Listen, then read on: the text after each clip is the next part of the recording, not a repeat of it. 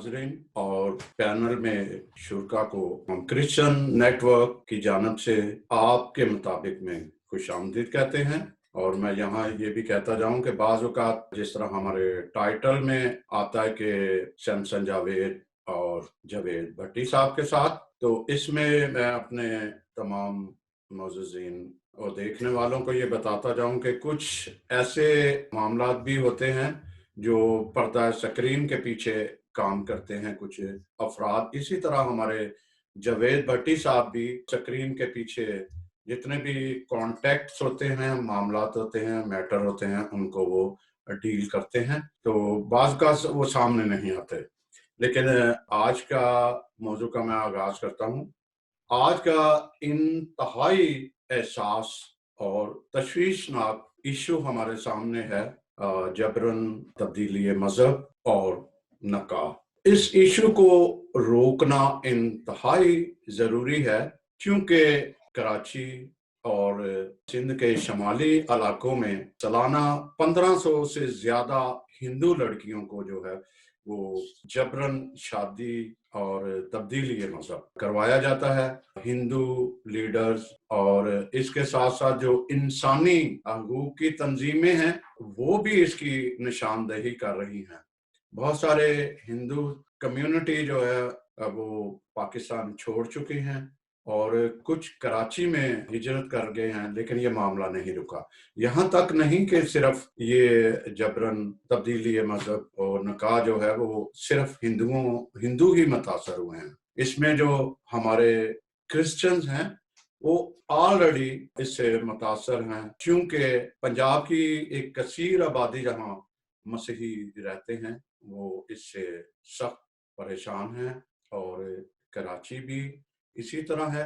मसीहों को या हिंदुओं को वर्गलाया जाता है, या असले के जोर पर या ताकत के जोर पर जबरन इन्हें तब्दीली मजहब पहले कराया जाता है और उसके बाद उसके शादी की जाती है। हमारी क्रिश्चियन कम्युनिटी भी उसी तरह सरवाइव कर रही है जिस तरीके से हिंदू कम्युनिटी है वो सरवाइव कर रही है। तो इस तरह से अगर इसको रोका ना गया तो ये बहुत बड़ा तशवीशनाक हद से अबूर कर जाएगा। एक मजहबी नुक्ता नजर भी है, जिस तरह हमारी बाइबल भी सपोर्ट करती है कि गैर अक़वाम में शादी ना की जाए, गैर हमवार जुए में ना जुआ जाए। इसी तरह हम ये देखते हैं कि क्रिश्चियन लड़कियों को या हिंदू लड़कियों को बाज़ जगह पे वर्ग लाया जाता है और वो जल्दी चुंगल में आ जाती हैं। बाद में क्या मसाइल पैदा होते हैं वो इन सब के हमने अवेयर करने के लिए हम सबको जो है वो एक हिस्सा लेना है। खसूसन जो हमारी मजहबी तंजीमें हैं या हमारा फैक्टर्स जो सेक्टर एक चर्च सेक्टर है और उसके साथ हमारी फैमिलीज हैं, हमें वो तमाम नजर रखनी है मामलात पर जिसकी वजह से ये इश्यूज आगे बढ़ रहे हैं। तो मैं ये फिर एक दफा आप सबको खुशामदीद कहते हुए मैं फादर मानी नजीर साहब के हवाले करता हूँ दूसरा प्रोग्राम, और वक्तन फक्तन मैं भी आपके साथ क्वेश्चन करता रहूंगा। Thank you. बहुत शुक्रिया सैमसन साहब आपका। जैसा आप मौजू की वजाहत कर रहे थे कि क्यों हमें ज़रूरत पड़ी है ताकि हम इस मौजू जो कि जबरन तब्दीली मजहब और निकाह है पर गौर खोज करना चाहते हैं। और आज हमारे साथ इस पैनल में हमारे साथ मुअज़्ज़ज़ मेहमान हैं जो शामिल हो रहे हैं। मैं चाहता हूं कि मुख्तसर उनका तारफ पेश करें इससे पहले कि हम अपनी गुफ्तगू जो है उसका आगाज करें। कराची से हमारे साथ है पास्टर गजाला शफीक साहिबा। उनका ताल्लुक चर्च ऑफ पाकिस्तान से है और बैतुल मोमिन चर्च जो है उनकी वो बानी हैं। और उनके 3 सेंटर्स हैं सुल्तानाबाद, मंजूर कॉलोनी और खुदा की बस्ती में। ह्यूमन राइट्स की एक्टिविस्ट हैं, बाइबल टीचर हैं, मसीही आलमा हैं और मुस्लिम उलमा के साथ जो डिबेट्स हैं मुख्तलिफ मौज़ूआत जो इश्यूज हैं उसके हवाले से उन्हें अवार्ड भी मिल चुका है। तो पास्टर गजाला शफीक साहबा, हम आपको आज की इस बहस में खुश आमदीद कहते हैं। थैंक यू फादर जी। इसके बाद शीरी असलम है हमारे साथ अटक से, समाजी कारकुन हैं, इंटरनेशनल और मुकामी एनजीओज के साथ मिलकर काम करती हैं। मुकामी सतह पर कॉलेज में पॉलिटिकल साइंस पढ़ा रही हैं और कम्युनिटी के लिए अदम तशद्दुद के लिए काम करती हैं। शीरी असलम जो है वो मुस्लिम और क्रिश्चियन इत्तेहाद के लिए भी सरगर्म हैं और इसके बाद इंटरफेथ पीस एंड हार्मनी के लिए काम करती हैं। आप साउथ एशियन वीमेन अलायंस की कन्वीनर कमेटी की रुकन भी हैं और ख़ास तौर पे उनका जो काम है जो उन्होंने जब मैं उनसे बातचीत कर रहा था उन्होंने बताया कि वो जो पाकिस्तान में ट्रांसजेंडर कम्युनिटी है उनके हकूक़ के हवाले से उन्हें आगाही देती हैं और गवर्नमेंट और ट्रांसजेंडर कम्युनिटी के दरमियान एक पुल की सी हैसियत रखती हैं। शीरी असलम साहिबा, हम आपको आज की इस गुफ्तगू में खुश आमदीद कहते हैं। Thank you so much. Lahore से हमारे साथ हैं नादिया हमीद जो कि वकील हैं और Lahore high court Christian bar council की फाइनेंस सेक्रेटरी हैं। पहले भी हमारे साथ एक प्रोग्राम में वो शामिल थी और बहुत अच्छे अंदाज से उन्होंने जो लीगल पहलू हैं, जो कवानीन जो है उनके हवाले से बातचीत की थी। आजकल वो यूथ जो है यूथ को मोटिवेट करती हैं और ख़ास तौर पे जो फोर्स्ड कन्वर्जन के वाक़यात हैं पाकिस्तान में, उन पर भी उनकी गहरी नज़र है और उनकी रोकथाम के लिए आगाही देती हैं। तो हम नादिया हमीद साहबा आपको भी प्रोग्राम में खुश-आमदीद कहते हैं। Thank you father ji. और काशिफ अलेक्जेंडर वो भी वकील हैं और लाहौर से हमारे साथ इस प्रोग्राम में शामिल हैं। आप Lahore high court Christian bar council के सदर हैं और जो लीगल असिस्टेंस फराहम करते हैं और फोर्स्ड कन्वर्जन जो है, जो जबरन तब्दीली मज़हब है और निकाह है के हवाले से उनकी भी काफ़ी स्टडी है और जो मुख्तलिफ केसेज़ हैं उनकी निगाह से गुजरे हैं। तो हम आपको भी आज की इस गुफ्तगू में खुश-आमदीद कहते हैं। Thank you father ji. और सैमसन जवेद साहब ने शुरू में इसका तारुफ बयान किया और आप सब जानते हैं कि पाकिस्तान हमारा प्यारा मुल्क है। हम मसीही जो हैं खुसूसन पाकिस्तान के मुहिब्बे वतन हैं, पाकिस्तान को प्यार करते हैं। आप सब जानते हैं कि तहरीक पाकिस्तान में, उसके बाद क़याम पाकिस्तान में, इस्तेकाम पाकिस्तान में जो मसीही हैं और दूसरी अक़लीतें भी जो हैं उन्होंने बढ़-चढ़ कर हिस्सा लिया और अपना एक कंट्रीब्यूशन है इस मुल्क की तरक्की में और इसकी फ़लाह में। वो चाहे तिब का शोबा हो, एजुकेशन का शोबा हो, मेडिकल का और वकालत का, हमारे साथ वकील भी हैं, बल्कि कोई भी शोबा ज़िंदगी हो, जो मसीही हैं उन्होंने उसमें ग्रां कदर खिदमत अंजाम दी हैं और मुहिब्बे वतन होने का हमेशा सबूत दिया है। लेकिन इसके बावजूद हम देखते हैं कि पाकिस्तान में जो अक़लीतें हैं और ख़ास तौर पे जिनमें हम मसीही भी हैं, उन्हें तरह-तरह से आज़माया जाता है। कवानीन कुछ ऐसे हैं जो तासुबाना कवानीन हैं, जिनकी वजह से अदम तहफ़्फ़ुज़ जो है उसका एहसास होता है। उसमें अभी हम देखते हैं कि ख़ास तौर पे जो हमारा आज का मौज़ू है जिसके बारे में हम बातचीत करना चाहते हैं, वो जबरन तब्दीली मज़हब और निकाह। हम सब जानते हैं कि कायद-ए-आज़म मोहम्मद अली जिन्नाह जो बानी पाकिस्तान हैं, जब उन्होंने पहली तकरीर की तो उन्होंने कहा कि आप सब आज़ाद होंगे। मज़हब के लिहाज से आप अपनी इबादतगाहों में अपना प्रचार कर सकेंगे और अपने अकीदे के मुताबिक आप अपनी ज़िंदगी बसर कर सकेंगे और इस मुल्क पाकिस्तान में आप बराबर के शहरी होंगे। लेकिन हम जानते हैं कि जैसे-जैसे पाकिस्तान आगे बढ़ा और मुख्तलिफ हुकूमतें आईं, तो जो अक़लीतें हैं और ख़ास तौर पे जो मसीही हैं उनका जीना जो है वो मुश्किल होता गया और होता जा रहा है। और ख़ास तौर पे जो जबरन मज़हब के वाक़यात हैं, ये बहुत अफ़सोसनाक और शर्मनाक हैं और हम जितनी भी इनकी मज़म्मत करें वो कम है। इसीलिए आज का जो पैनल है, जो मुअज़्ज़ज़ पैनल है जिनसे हम बातचीत करेंगे, वो इस मौज़ू पर गुफ्तगू करेंगे। तो हम अपने प्रोग्राम का और इस बहस का बाकायदा आगाज़ करते हैं और सबसे पहले मैं कराची से पास्टर ग़ज़ाला शफ़ीक साहबा जो है उनकी तरफ बढ़ूँगा। ग़ज़ाला शफ़ीक साहबा, ये जो जबरन मज़हब की तब्दीली है और उसके बाद निकाह कर लेना किसी से, और हम सब जानते हैं कि जो बालिग शख्स है वो 18 साल का होता है, लेकिन अगर उससे पहले कोई भी शख्स जो है वो ये कहे कि जी नहीं ये बालिग है शरई लिहाज से या किसी और तरह से, और किसी शख्स को अगवा कर लेना और प्रेशर डाल के मज़हब तब्दील करना, आप इसको कैसे देखती हैं? क्योंकि ये पाकिस्तान में ख़ास तौर पे ये बहुत सारे वाक़यात गुज़श्ता 4-5 सालों से हम देखते हैं, ख़ास तौर पे जो हिंदू कम्युनिटी है उसके साथ और मसीह जो है उनके साथ ये वाक़यात पेश आ रहे हैं। थैंक यू फादर जी। बहुत अहम टॉपिक है आज का और हमारे पाकिस्तान में इस वक्त ये एक दुखती रग बन चुका, नासूर की शक्ल इख्तियार करता जा रहा है। इससे सिंध में जो है हिंदू कम्युनिटी बहुत ज्यादा मुतासर है और पंजाब में क्रिश्चियन कम्युनिटी भी बहुत ज्यादा मुतासर है। और अब ये सिंध में हिंदू कम्युनिटी से निकलकर ये क्रिश्चियन बच्चियों को भी इसका बहुत ज्यादा निशाना बनाया जा रहा है। इस वजह से इस पर स्टडी करना, इसको देखना दोनों लेवल्स पर, एक चर्च लेवल पर और एक कौमी लेवल पर, और फिर तीसरा लेवल एक इंटरनेशनल लेवल हो जाता है। लेकिन जो हमारे इख्तियार में वो आपका जो चर्च लेवल है और आपका जो कौमी सतह पर इन चीजों को डिस्कस करना, इसके ऊपर अवेयरनेस देना और चीजों को समझना बहुत जरूरी है, बहुत ज्यादा जरूरी है। क्योंकि जब हम चीजों को अलग अलग करके नहीं समझते कि ये क्या केस जबरी मजहब तब्दीली का है, क्या यह केस अगवा का है, या ये केस जबरी शादी का है, या ये केस जो है पसंद की शादी का है, ठीक है।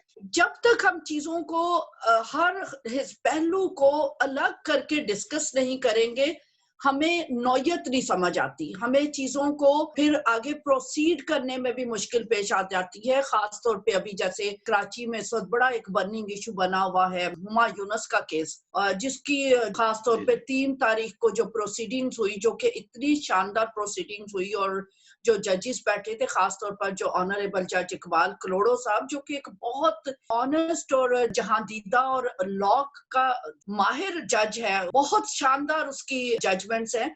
और जो जजमेंट 3 तारीख को जो इंटरम ऑर्डर आया है हुमा के केस में, उसको बहुत वाइडली मिस इंटरप्रेट किया गया, जो कि बहुत अच्छा ऑर्डर है, बहुत अच्छा ऑर्डर है। मैं जब उसके लीगल चीजों में जाऊंगी तो मैं जरूर उस सारा हुमा के केस को एट लेंथ, मुझे टाइम दीजिएगा, मैं चीजों को डिस्कस करके आपको बता सकूं, ताकि आपको समझ आए कि गलती कहाँ है। क्योंकि जो कोर्ट्स और जुडिशरी, और खास तौर पर सिंध में कोर्ट्स और जुडिशरी जो है वो अच्छे इकदाम कर रही है। हाँ, जो मजहबी एलिमेंट है वहां से हमें अलग किस्म की जो मुखालफत का सामना करना पड़ता है, लेकिन जो चीज जहां अच्छी हो रही, हमें उसको अच्छा कहना चाहिए। मैं इस हिस्से में सिर्फ आपसे ये कहूंगी कि प्लीज इन चीजों को 4-5 हिस्सों में बांट के देखिए कि क्या ये जबरी मजहब तब्दीली है, क्या ये पसंद की शादी है, या रेप है, या ये सिर्फ और सिर्फ अगवा का केस है। तो जब तक हम सारे केसेस को इन 4-5 पहलुओं से कवर नहीं करते, तो हमें आगे चीजों को प्रोसीड करने में भी मुश्किल पेश आ जाती है। एक चीज और भी मैं कहती चली जाऊं कि हमारा जो मुआशरा है, देखें, हमारे मुआशरे में जो पसंद की शादी है वो हमेशा से उसको गैरत और इज्जत का मसला बना लिया जाता है।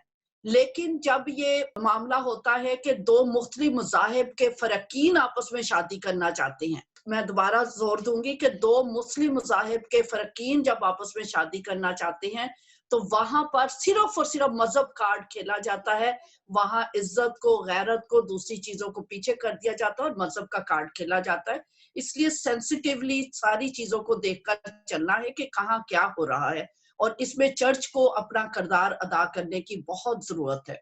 Thank you. बहुत शुक्रिया। जैसा आपने कहा कि ये इन चीजों को हमें सेपरेट करके देखना है, लेकिन मैं समझता हूँ कि आप देखें, सबसे पहले तो इंसान की नीयत है, ठीक है। उसकी नीयत क्या है, वो उस नीयत जो है उसके जाहिर होने में मुख्तलिफ मराहिल आते हैं। आप देखें, किसी की नीयत है कि उसने किसी के साथ शादी करनी है, तो वो आपको पता है कि सबसे पहले अगर वो नहीं मान रही तो पहले तो अगवा करेगा उस शख्स को, ठीक है, लड़की को। उसके बाद उसको बरगलाएगा, प्रेशराइज करेगा कि आप मजहब तब्दील करें, ठीक है। मजहब तब्दील के बाद बयान दिलवाया जाएगा, ठीक है। और ये जितने भी वाकयात अब तक रूडमा हुए हैं, आप देखें उनमें स्टेप बाय स्टेप ये सारी चीजें आ जाती हैं।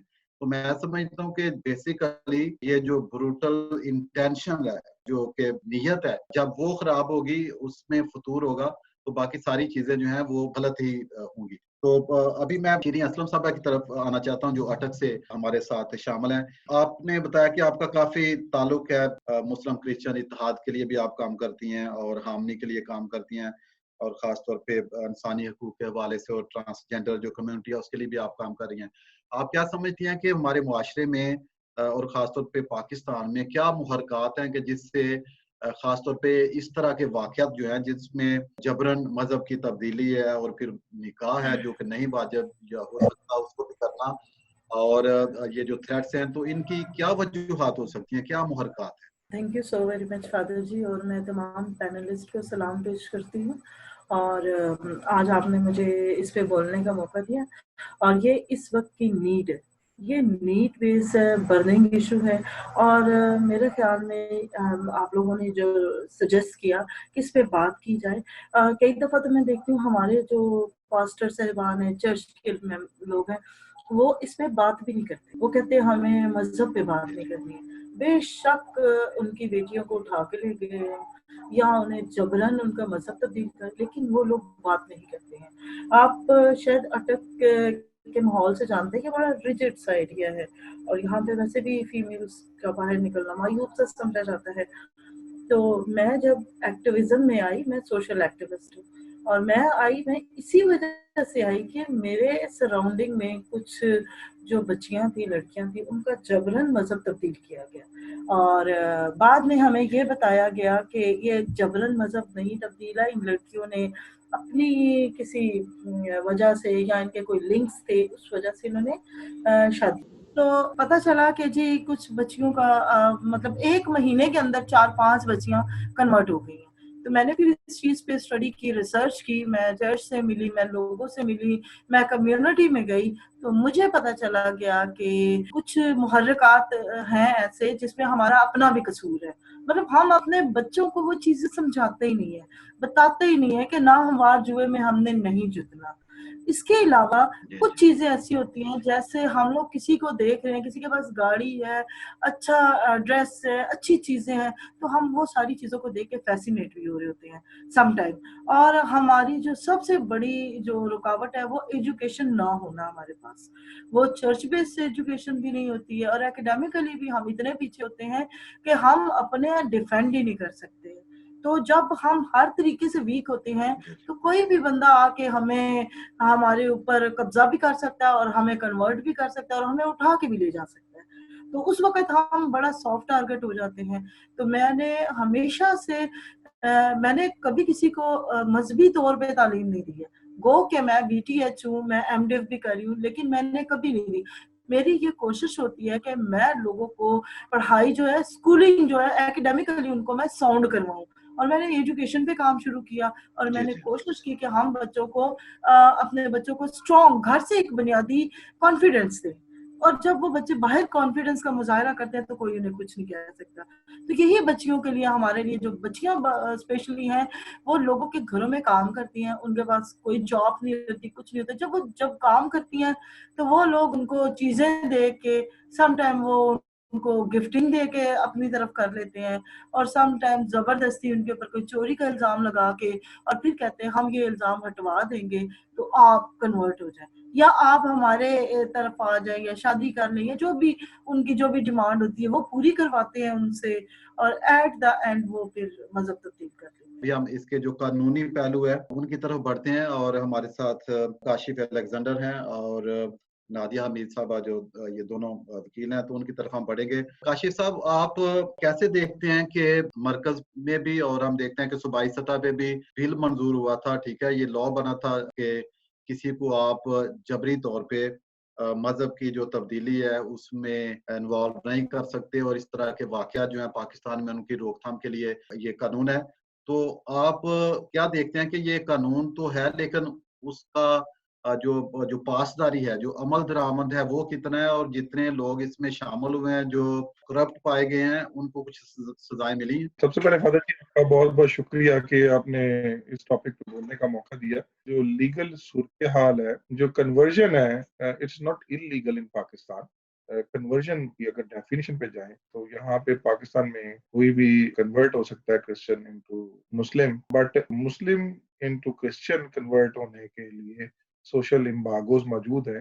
नो डाउट कि पाकिस्तान के अंदर कोई भी अपोस्टेसी लॉ मौजूद नहीं है। इन 2015 अपोस्टेसी लॉ जो है वो फ्लोट किया गया था कौमी असेंबली के ऊपर, बट उसकी फेट जो है था वो पास नहीं हो सका था। अब वर्ड आ जाता है कि फोर्स्ड कन्वर्जन के पीछे उसकी तमाम नीयत और उसको समझने की जरूरत है कि फोर्स्ड कन्वर्जन की जो डेफिनेशन है केस टू केस वेरी है। अब वो अगर किसी केस को आप जनरलाइज करने की बात करें कि all the people are forcefully converted from Christianity to Islam, तो उसके लिए आप जनरलाइज बात नहीं कर सकते। पाकिस्तान में इस वक्त कोई भी ऐसा लॉ मौजूद नहीं है जो कि इसको डिफाइन या सजा दे सके कि जस्ट लाइक सिंध असेंबली के अंदर भी 2016 के अंदर माइनॉरिटी प्रोटेक्शन एक्ट आया था, but law fail to achieve its fate. और बादजा अगर कोई कह सकते हैं कि कोई सख्त किस्म का लॉ मौजूद है कि जी फोर्सफुली आप किसी शख्स को रोक सके या फोर्सफुली किसी शख्स को आप मना कर सके। सबसे पहले तो जिस तरह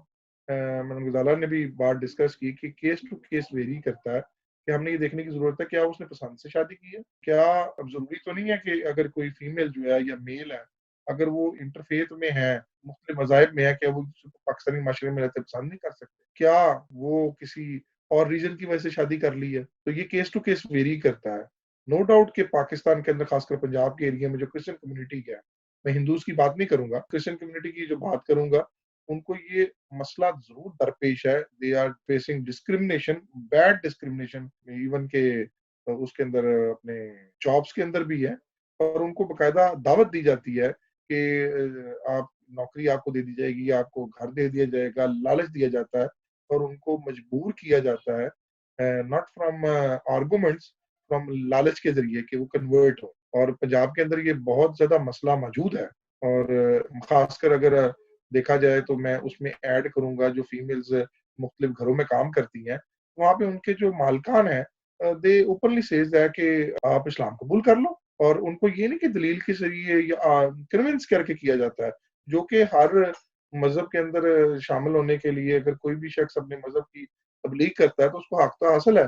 लेकिन जब आप किसी को लालच के जरिए, तो इसका मतलब आप उसकी जो आजाद मर्जी है उसको अफेक्ट कर रहे हैं, वेदर वो लालच के जरिए कर रहे हैं, फोर्स के जरिए कर रहे हैं, या उसको क्रिमिनली इंटिमिडेट करके धमका के कर रहे हैं। तो अल्टीमेटली हम लोग ये फेस कर रहे हैं बीइंग मिनॉरिटी। और अब तो ये वक्त के साथ साथ जैसे जैसे सोशल मीडिया और मुख्तलिफ चैनल्स आ गए हैं, मैंने ये बाकायदा महसूस किया है कि अब ये चीज काफी ओपन हो गई हुई है। और हम लोग बीइंग मिनॉरिटी, यहाँ पे बीइंग क्रिश्चियन मिनॉरिटी होते हुए अपनी जिंदगी को गुजर बसर करने के लिए, और हमारी जो फीमेल्स हैं खासकर लड़कियां, बहनें, बेटियां जो हैं वो इतनी महफूज नहीं है।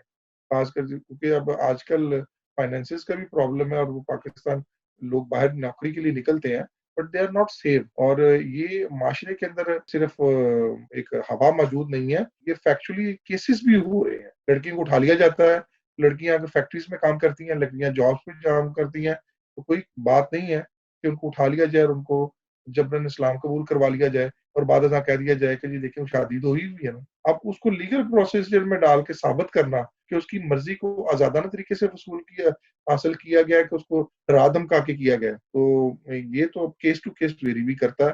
और लॉ कोई इतना ऑथेंटिक लॉ मौजूद नहीं है। मैं यहाँ पर थोड़ी सी वजाहत करना चाहूंगी कि जो लॉ मजहब तब्दीली का कोई कानून मौजूद नहीं है, इस पे कानून साजी की जरूरत है, जबरी मजहब तब्दीली। लेकिन जो शादी के बारे में है ना, फोर्सफुली मैरिज की जाती है, उसके ऊपर बड़े स्ट्रॉन्ग लॉज मौजूद हैं। और उस पर हुमा के केस में भी, और उससे पहले नेहा का केस जो कि case number 2189 of oblique 2019 session case है, उसमें जो सिंध चाइल्ड मैरिज एक्ट है उस पे बहुत अच्छे से अमल हुआ और वो दोनों बंदे जेल में हैं। और इसलिए मैंने कहा दोनों चीजों को अलग अलग करके हमने ये अंडरस्टैंडिंग नहीं देनी।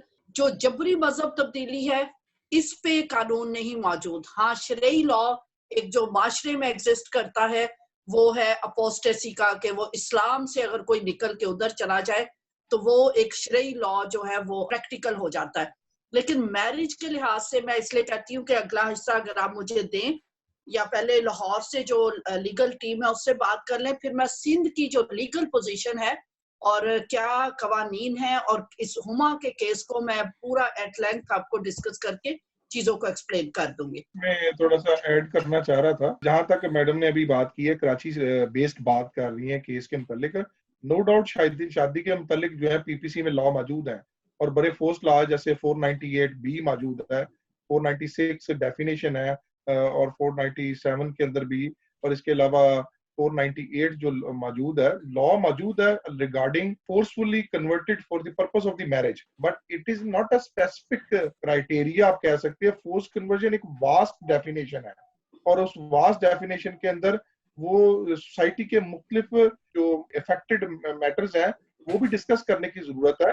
उसको अगर आप स्पेसिफिकली किसी केस से रिलेटेड करेंगे, तो पंजाब में तो बहुत सारा केस है, खैबर पख्तूनख्वा में बहुत सारा केस है, बलोचिस्तान में बहुत सारा केस है, इवन के कराची के रिमोट एरियाज, सिंध के अंदर मुख्तलिफ जो उसके छोटे एरियाज हैं, जैसे जामशोर हो गया, हैदराबाद हो गया, वो अपना ये सारे एरियाज जहाँ पे हिंदू बेस्ड कम्युनिटीज हैं, but they are also Christian people are also living there, they are also affected by different things. सिर्फ शादी नहीं है, शादी एक वन ऑफ द रीजन है, और शादी वजह बनाई जाती है, बहाना बनाया जाता है अपने आप को बचाने के लिए।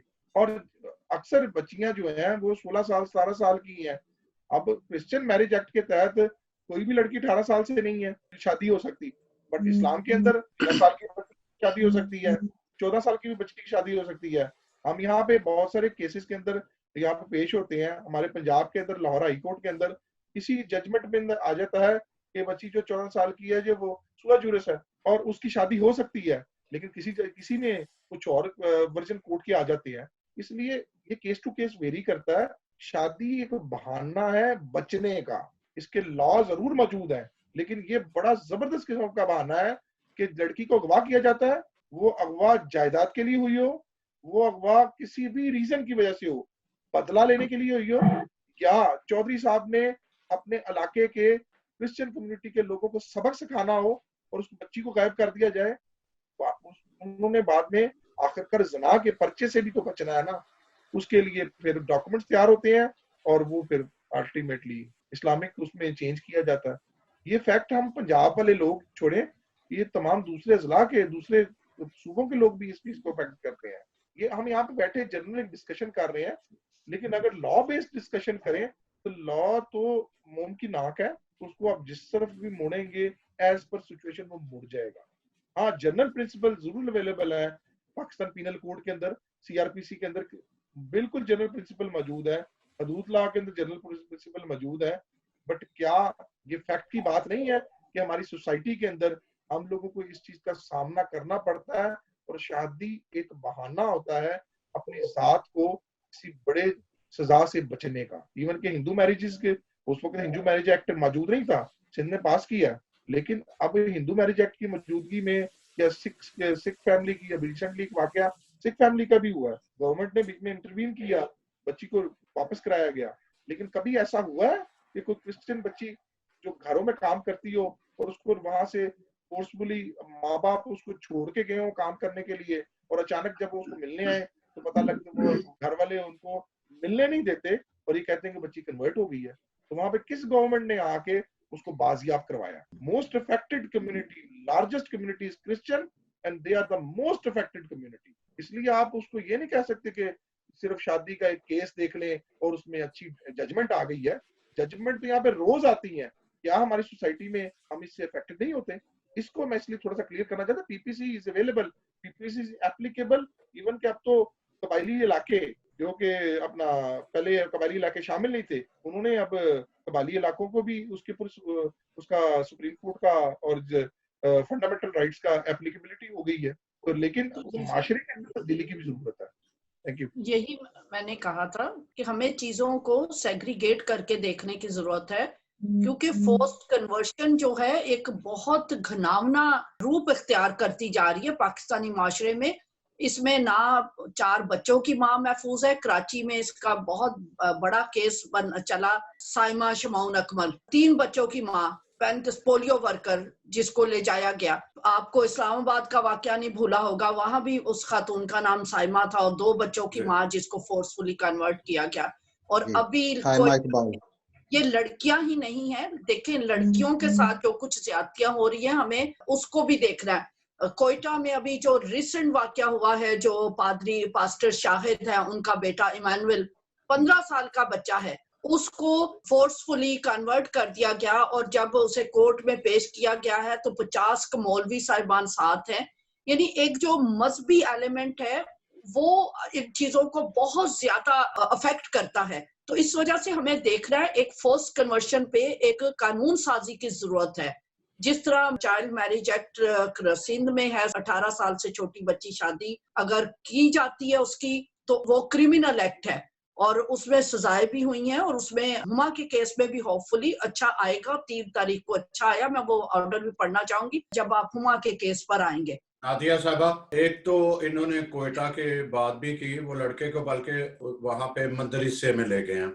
मेरा राब्ता वहां पे क्रिश्चियन इतने खौफजदा, कोई बताने जरूरत नहीं कर रहा। एक तो ये केस वहां पे है कि कोई भी, हालांकि वहां पे बड़े एसपी भी हैं, बहुत सारे अहम पोस्ट पे हैं बलूचिस्तान वाले, लेकिन सारे हेल्पलेस हैं।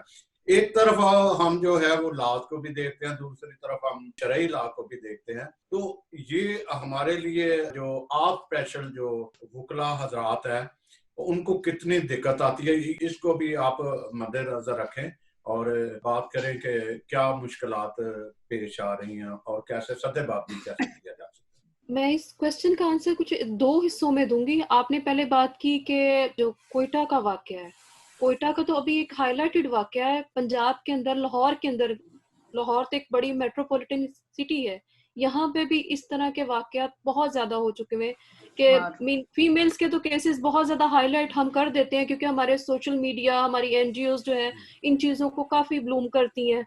वो आप जानते हैं कि किन पर्पसेस के लिए। लेकिन हमारे यहाँ मेल्स के साथ भी हो रहा है, वो लड़के हैं या जवान हैं या किसी भी एज के से वो ताल्लुक रखते हैं, उनको भी कहीं पे उनको फीमेल का लालच दिया जाता है, कहीं पे प्रॉपर्टी का लालच दिया जाता है। इस तरह बहुत सारे जो है डिफरेंट तरीके से उनको लुभा के उनको कन्वर्ट किया जाता है। और बात यह है कि सबके साथ फोर्सफुली कुछ ना कुछ हो रहा है। अब जहाँ पे बात है, सिर्फ हम बात करें मैरिजेस की, मैरिजेस के बारे में तो पीपीसी डिफाइन कर रही है। इसके अलावा नादरा के ऐसे रूल्स हैं कि नादरा के अंदर रिकॉर्ड जब हमारा सबमिट होता है तो उसके अंदर कुछ हमारे कंसेंसस जो है वो चेंज कर दिए गए। हम जो है वो सबसे बड़ी जो है वो मिनॉरिटी नहीं है पाकिस्तान में, क्योंकि हमारे जो नादरा का डाटा है उसके अंदर अदोबदल हुई। फिर वो केसेस जब हमारे पास आते हैं कि इनको जी हमारा मजहब जो है वो क्रिश्चियनिटी है, लेकिन हमारा मजहब जो है वो नादरा के एक फॉल्ट की वजह से, यानी टाइपिंग फॉल्ट की वजह से वो चेंज कर दिया गया। अब हम उनके पास जा रहे हैं कि हमें हमारा मजहब तो ये है, तो उसके लिए उनको प्रॉपर जो है लीगल प्रोसीजर में से गुजरना पड़ता है। वो भी एक फोर्स कन्वर्जन की एक और एडवांस शक्ल है। सिर्फ मैरिजेस नहीं है कि हम सिर्फ उसी के ऊपर बात करें। और लाहौर के अंदर और पंजाब के अंदर इस तरह के काफी सारे इंसिडेंट होते रहते हैं, मेल्स को भी कन्वर्जन का सामना है। हाँ, आगे जहाँ पे बात आ रही है, आपने की थी कि लॉयर्स को मसाइल हैं। लॉयर्स को बिल्कुल मसाइल हैं, क्योंकि हमारे यहाँ वेल स्टेब्लिश जो है पंजाब के अंदर और बाकी जगहों पे भी ऑर्गेनाइजेशन जो है, जो मेजॉरिटी हमारे मेंबर्स हैं उनकी ऑर्गेनाइजेशन है, वहाँ पे सारे मौलाना हजरात जो है उस केस की पैरवी खुद करते हैं। तो जब इस तरह के इन्वायरमेंट होगी कोर्ट के अंदर, जज के ऊपर भी प्रेशर होता है। और लॉयर, अगर बीइंग अ लॉयर हम क्रिश्चियन लॉयर जाते हैं तो इसके ऊपर और भी हम लोगों को थ्रेट्स भी मिलते हैं। और यहाँ पे डिस्कस नहीं करेंगे कि पंजाब के लॉयर्स के साथ ऐसा होता है या केपीके के लॉयर्स के साथ होता है। वो मेजॉरिटी जो है, एक लॉयर की जो परसेप्शन है, जहां पे भी लॉयर होगा और इस तरह मजहब से रिलेटेड बात आ जाएगी तो उसको थ्रेट्स का सामना करना पड़ता है, और फैमिली थ्रेट्स भी इनको मिलते हैं। जी जी नादिया साहब, मैं यहाँ पे सॉरी आपको थोड़ा सा इंटरप्ट करना चाहूंगा, आपकी इसी बात को थोड़ा सा आगे बढ़ाना चाहूंगा और मजीद इस पे जो कानूनी आगाही है वो हम हासिल करेंगे। अभी आप देखें कि हमें सबसे पहले ये देखना चाहिए कि जो बालिग शख्स है वो कौन है पाकिस्तान के कानून में। एक तरफ आप देखें पाकिस्तान कानून, उसमें 18 साल जो एज है वो बालिग है, और दूसरी तरफ एक शरई जो एज है, जो कानून है, वो फर्क है। क्योंकि उसमें वो मौलाना साहब जो हजरात हैं वो तशरीह करते हैं कि जो एक लड़की है जब फर्स्ट टाइम उसके मैनिस्ट्रेशन होती है तो वो बालग है, वो अभी कोई भी है जो, ठीक है। तो इस तरह ये बड़ी एक डायकोटमी है कि इस तरह की चीज को मद्देनजर रख के तो वो एक तरह का डिफेंस बना लेते हैं कि ये लड़की बालग है। जब हम कहते हैं जी ये बालग नहीं, अंडर एज है, तो आप देखेंगे फिर इस तरह, अगर इस तरह ये जो दो कवानीन हो जाएंगे तो फिर उसमें क्या कानूनी चाराजोई की जा सकती है, या कानून जो है वो क्या कहता है, किस तरह हम इस मसले का हल जो है वो पेश कर सकते हैं। फादर जी, बात ये है कि अब हमारे मुल्क के अंदर 2 कानून नाफिज है। एक स्टेट लॉ है जो जनरल लॉ है, वो हम उसको फॉलो कर रहे हैं, लेकिन साथ ही पैरेलल हमारे पास चल रहा है उसका शरई लॉ। शरई लॉ के मुताबिक तो आपने जैसे बताया कि फर्स्ट मेंस्ट्रुएशन हो जाए फिर, लेकिन कई जगहों पे ये इसको का वो किया जाता है। हजरत आयशा के साथ 9 साल की उम्र में उनकी जैसे वो रुखसती हुई थी, तो वो भी कोड किया जाता है कि 9 साल को भी लड़की की जो एक मेजोरिटी शादी की एज मान लिया जाता है। तो जी, जी। उसके लिए लॉ साजी तो अब आप डिफरेंस, अब हमारे एक इस्लामी जमहूरिया पाकिस्तान है तो वो जी, उसको उनको भी फॉलो करना है, वो भी करना है। हम एज ए पर्सन जो है, या तो वो जैसे कुछ पार्टीज ने तहरीक शुरू की हुई है कि हम लोग इसको इस्लामिक रिपब्लिक की बजाय इसको सिर्फ जमहूरिया पाकिस्तान ही रहने दिया जाए, तब ये हो सकता है, लेकिन वो मुश्किल है कि इसमें कोई भी चेंज आ सके। मेरे ख्याल में तो पॉसिबल नहीं है अभी तक। इसके लिए बहुत काम करना हाँ, पड़ेगा और बहुत सारी कुर्बानियां देनी पड़ेंगी। मैं जी, इसमें जी, थोड़ा सा बिल्कुल। ऐड करना चाहूंगी। बाकी तो लीगल प्रोस्पेक्टिव आपने बता दिया सारा, लेकिन जो हम यहाँ पे कर रहे हैं अपनी कम्युनिटी के लिए, तो मेरे जो एक्सपीरियंस में आया है वो ये चीजें आई हैं कि हमारे जो कुछ पास्टर हजरात हैं उन्होंने खुद भी बहुत सी अंडर एज बच्चियों के निकाह कर दिए हैं। जब हमने इसके लिए आवाज उठाई कि ये तो बच्चियां बहुत छोटी हैं कि आईडी कार्ड नहीं बने, और मैंने कुछ हजरात से जो हमारे रिलीजियस लीडर है उनसे मैंने एक रिटर्न भी लिया कि हमारी जो बिब्लिकली है या स्टेट लॉ है हमने इसको कैसे डिफेंड करना है। तो मुझे बताया गया कि 18 साल की एज है, लेकिन बहुत से पास्टर हमारे अगेंस्ट हो गए। उन्होंने 11 साल, 15 साल, 16 साल, 17 साल, इवन उनका कोई आईडी कार्ड नहीं था, तब भी शादियां हुई। तो वो किन लोगों ने की? वो के जो गली मोहल्ले के पास्टर्स थे और जो जिनको उन्होंने किताबें दे दी, दो दो चार चार मतलब घर उन्होंने ले लिए, तो वो पास्टर बन गए। अभी ये जो लीगल इशू है, पिछले दिनों हमारे अटक में हुआ था एक इसी तरह शादी का, तो पास्टर्स ने कहा कि हमारे यहाँ भी कोई एज नहीं है, जब बच्ची बालग हो तो हम शादी कर देते हैं। हालांकि मैंने बिब्लिकली कोई ऐसी स्टडी नहीं देखी कि बच्ची बालग हो तो शादी हो जाए। पहली बात है कि हमने अपनी कम्युनिटी को इस वक्त सेव करना है, कम्युनिटी के साथ हमने बाकी लोगों को भी सेव करना है, क्योंकि वही आर ह्यूमन। लेकिन इस वक्त का जो बर्निंग इशू है, एक तो वकीलों से मेरी रिक्वेस्ट है कि एक कोई ऐसी पास्टर्स की क्लास ले या उनको बताएं, उनको एज बताएं, उनको पनिशमेंट बताएं। अगर आईडी कार्ड नहीं बना तो क्या पनिशमेंट्स होंगी पास्टर्स के लिए, और उनके जो है उन्होंने जो अफेक्ट किया, या जो लड़के के लिए या जो लड़की के लिए। अभी मेरी कुछ दिन पहले मेरी अपनी कजन की शादी हुई है, उसको यहाँ से उठा के ले गए हैं, स्वात में मामू मेरे की डेथ हो गई है, और वहां पे एक पास्टर ने, वो बच्ची 13 साल की है, पास्टर ने फेक बना के अपने मिशन का कार्ड उसकी शादी कर दी है। मैंने यहाँ से परसू किया, मामी हमारी ने हमें बुलाया भी नहीं, जाहिर है मामू फोत हो गया। अब वो बच्ची की निकाह होके अटक में आ गई है। अटक में जो पास्टर था, जिसके पास कोई वो कुछ नहीं, कोई डिग्री नहीं, कोई पढ़ाई नहीं, कोई तालीम नहीं, वो सारों ने गवाहों पे साइन कर दिए हैं, निकाह हो गया, बच्ची अटक में आ गई है। और मैं पिट रही, लोग मुझे थू थू कर रहे हैं, आप कैसी ह्यूमन राइट्स एक्टिविस्ट हैं? आपकी बहन है घर में और आप 13 साल की बच्ची की शादी होगी, और वो लड़का फौज में है, और लड़का भी एक आंख से भी वो गुजरा हुआ है, और ना कोई उसकी एजुकेशन है। अब यहाँ बताएं हम क्या रोना रो रहे हैं कि 9 साल की बच्ची का, और ये इस्लामी लॉ है, हमारे अपने पास्टर्स ये जो है ना ब्लंडर्स मार रहे हैं। इसके लिए कोई कानून है तो बताएं। अगर ये मेरे साथ जो गजाला साहिबा है, मैं उनसे भी ये क्वेश्चन रखती हूँ, और वो इस पे बहुत काम कर रही है। मैंने उनके बहुत से इंटरव्यूज देखे, खुदारा कोई पाकिस्तान में पास्टरों के लिए भी कोई कानून बना दे। ये इन्होंने अन्नी मचाई हुई है, बिल्कुल ब्लाइंडली काम कर रहे हैं, और जहां पे जितना जिसका डुग लगता है वो लगा रहे हैं। कोई अगर अंडर एज है तो वो लड़का उसको 20,000 भी फीस दे के निकाह करा लेता है, और कोई 40,000 भी दे के निकाह करा लेता है। सर्टिफिकेट हम बच्ची का बना लेते हैं, 4 साल पीछे का बना लेते हैं। ये क्या इसके लिए कोई कानून साजी है? हमें तो पहले अपना घर मजबूत करना है ना, तब हम दूसरों को पकड़ेंगे। तो आप इस पे जी, क्या कानून साजी है? मेरा यही क्वेश्चन वुकला से भी है और जो मैडम गजाला है उनसे भी है। काइंडली इसको पहले एड्रेस करें। जी, इससे पहले कि वो उधर से आंसर आए, मैं आपकी बात की तायद करता हूँ, क्योंकि बहुत सारे जो वाकयात हैं इस तरह, जिसमें हमारी अपनी कम्युनिटी में ही कुछ ऐसे लोग हैं जो इन तरह के वाकयात में शामिल है। आपने देखा होगा कि जब ये मामला था मसीही लड़कियों की, जो चाइना के लड़के जो हैं उनके साथ शादियों का, तो उसमें भी बहुत सारे पास्टर साहब जो हैं वो मुलव्वस पाए गए थे। तो मैं समझता हूँ कि ये बहुत अहम मामला है, जिसमें हमें ये देखना होगा कि जो हमारी अपनी कम्युनिटी है उसमें किस तरह आगाही जो है वो दिलाई जा सकती है, या इस तरह के वाकया जो है, क्योंकि जो जो हमारा जो दूसरा सेगमेंट है जो इसके साथ ही हम वो शुरू करेंगे, हम देखेंगे कि इस तरह के वाकयात के लिए हम क्या तदारुक या रोकथाम के लिए क्या काम कर सकते हैं। तो ये मेरा ख्याल है कानूनी पहलू जो है, जो हमारे साथ माहिरीन है वो भी इसमें राय दे सकते हैं, और गुजाला साहिबा जिनका काफी तजर्बा, वो भी इसमें बात का जवाब दे सकती है। अच्छा, शीरी और फादर जी भी बैठे हैं और सब देख भी रहे हैं। मैं आपको बताती चली जाऊं क्योंकि मैंने बाइबल के और वुमेन एम्पावरमेंट पे मैं काम करती हूँ और बाइबल में जो खवातीन है उसके ऊपर मेरा एक प्रोग्राम जो कि इंटरनेशनली चलता है, मिरातुन नसा। मैंने तो बाइबल में जितनी खवातीन को स्टडी किया है वो सारी की सारी जब उनकी शादी हुई है तो वो वर्किंग वुमेन थी और वर्किंग वुमेन 18 साल के बाद मेरा ख्याल है, मुझे जो सारी समझ आई है बाइबल में 24 साल, 28 साल, 30 साल की उम्र की लड़की की शादी की मुझे शवाहिद मिले हैं।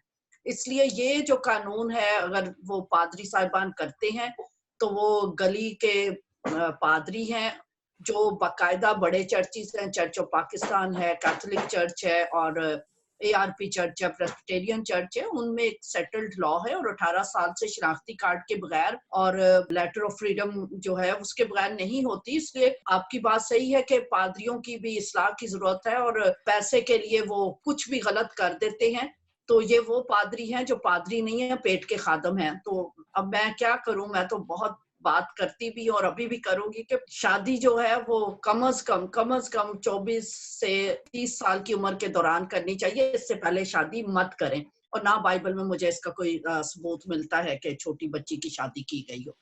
अच्छा, अब आ जाएं दूसरी तरफ, जो कवानीन की आप बात कर रहे हैं, पादरियों के जो और फादर्स के और जो इनका जो ट्रेनिंग सेशंस हैं उसके लिए तो बिशप साहिबान ही कुछ कर सकते हैं या ऐसी पादरियों पर पाबंदी लगाई जाए, क्योंकि अब मैं ये फोरम पादरियों को डिस्कस करने का नहीं है, इसलिए जो हमारा अलमिया है हमने उसे डिस्कस किया है। मैडम, मैं आपकी बात काटना चाहूंगी यहाँ पे।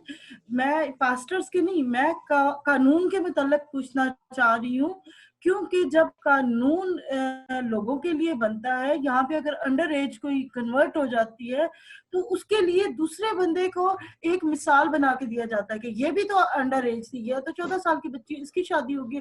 फिर अगर ये कन्वर्ट होगी है 14 साल की उम्र में, इसने शादी कर ली है मुस्लिम से, तो अब क्या कबाहत है, क्या क़यामत आ गई है? मैं इस सिनेरियो में बात कर रही हूँ। हाँ जी, इस सिनेरियो में ठीक आपकी बात सही है। देखिए, मैंने बाइबल से बता दिया कि कानून जो है, चर्च का भी कानून मौजूद है और चर्च के कानून में, क्योंकि मेरा चर्च ऑफ पाकिस्तान से ताल्लुक है, जब तक शिनाख्ती कार्ड नहीं होता उस बच्ची का निकाह नहीं करते। और उस वक्त जब 3 बार बैन्स अलाउ है कि बैन्स किए बगैर 3 संडे चर्च में अनाउंस किए बगैर और जिस दिन शादी होती है उसको अनाउंस किए बगैर आप निकाह कर ही नहीं सकते। अब मसला ये है ना कि जो माफी की मिस इंटरप्रिटेशन हमारे लोगों ने कर दी हुई है कि माफ करो, जाने दो, पादरी को कुछ ना कहो। बाइबल कहती है कि माफी वो है कि अगर कोई माफी मांगे और 4 गुना भरे तो उसे माफी करो। ये वाला कॉन्सेप्ट हम सिखाते नहीं है। तो इस वजह से जो गलत काम, अगर चर्च इसकी सरपरस्ती जो इस तरह के चर्चेज हैं छोड़ दें और हम लॉ ऑफ द लैंड की भी पासदारी करें और लॉ ऑफ गॉड की भी पासदारी करें तो इस तरह के काम ना हो।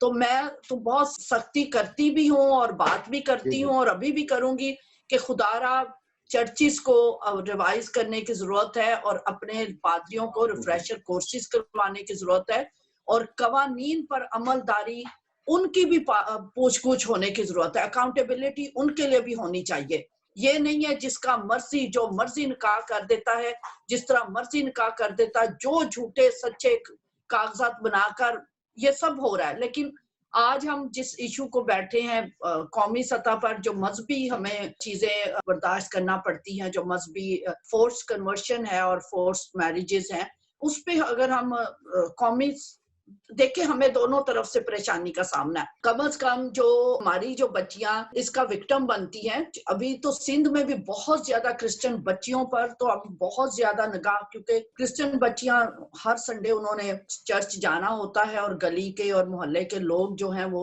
सब निगाह डालते हैं और बहुत ज्यादा वो सामने नजर आ जाती हैं एवरी संडे, क्योंकि उनको बाहर निकलना है चर्च के लिए। तो हमें बहुत ज्यादा चीजों की जरूरत है कि हम केयरफुल हों, हम अवेयरनेस टॉक्स दें, उसके लिए बात करेंगे।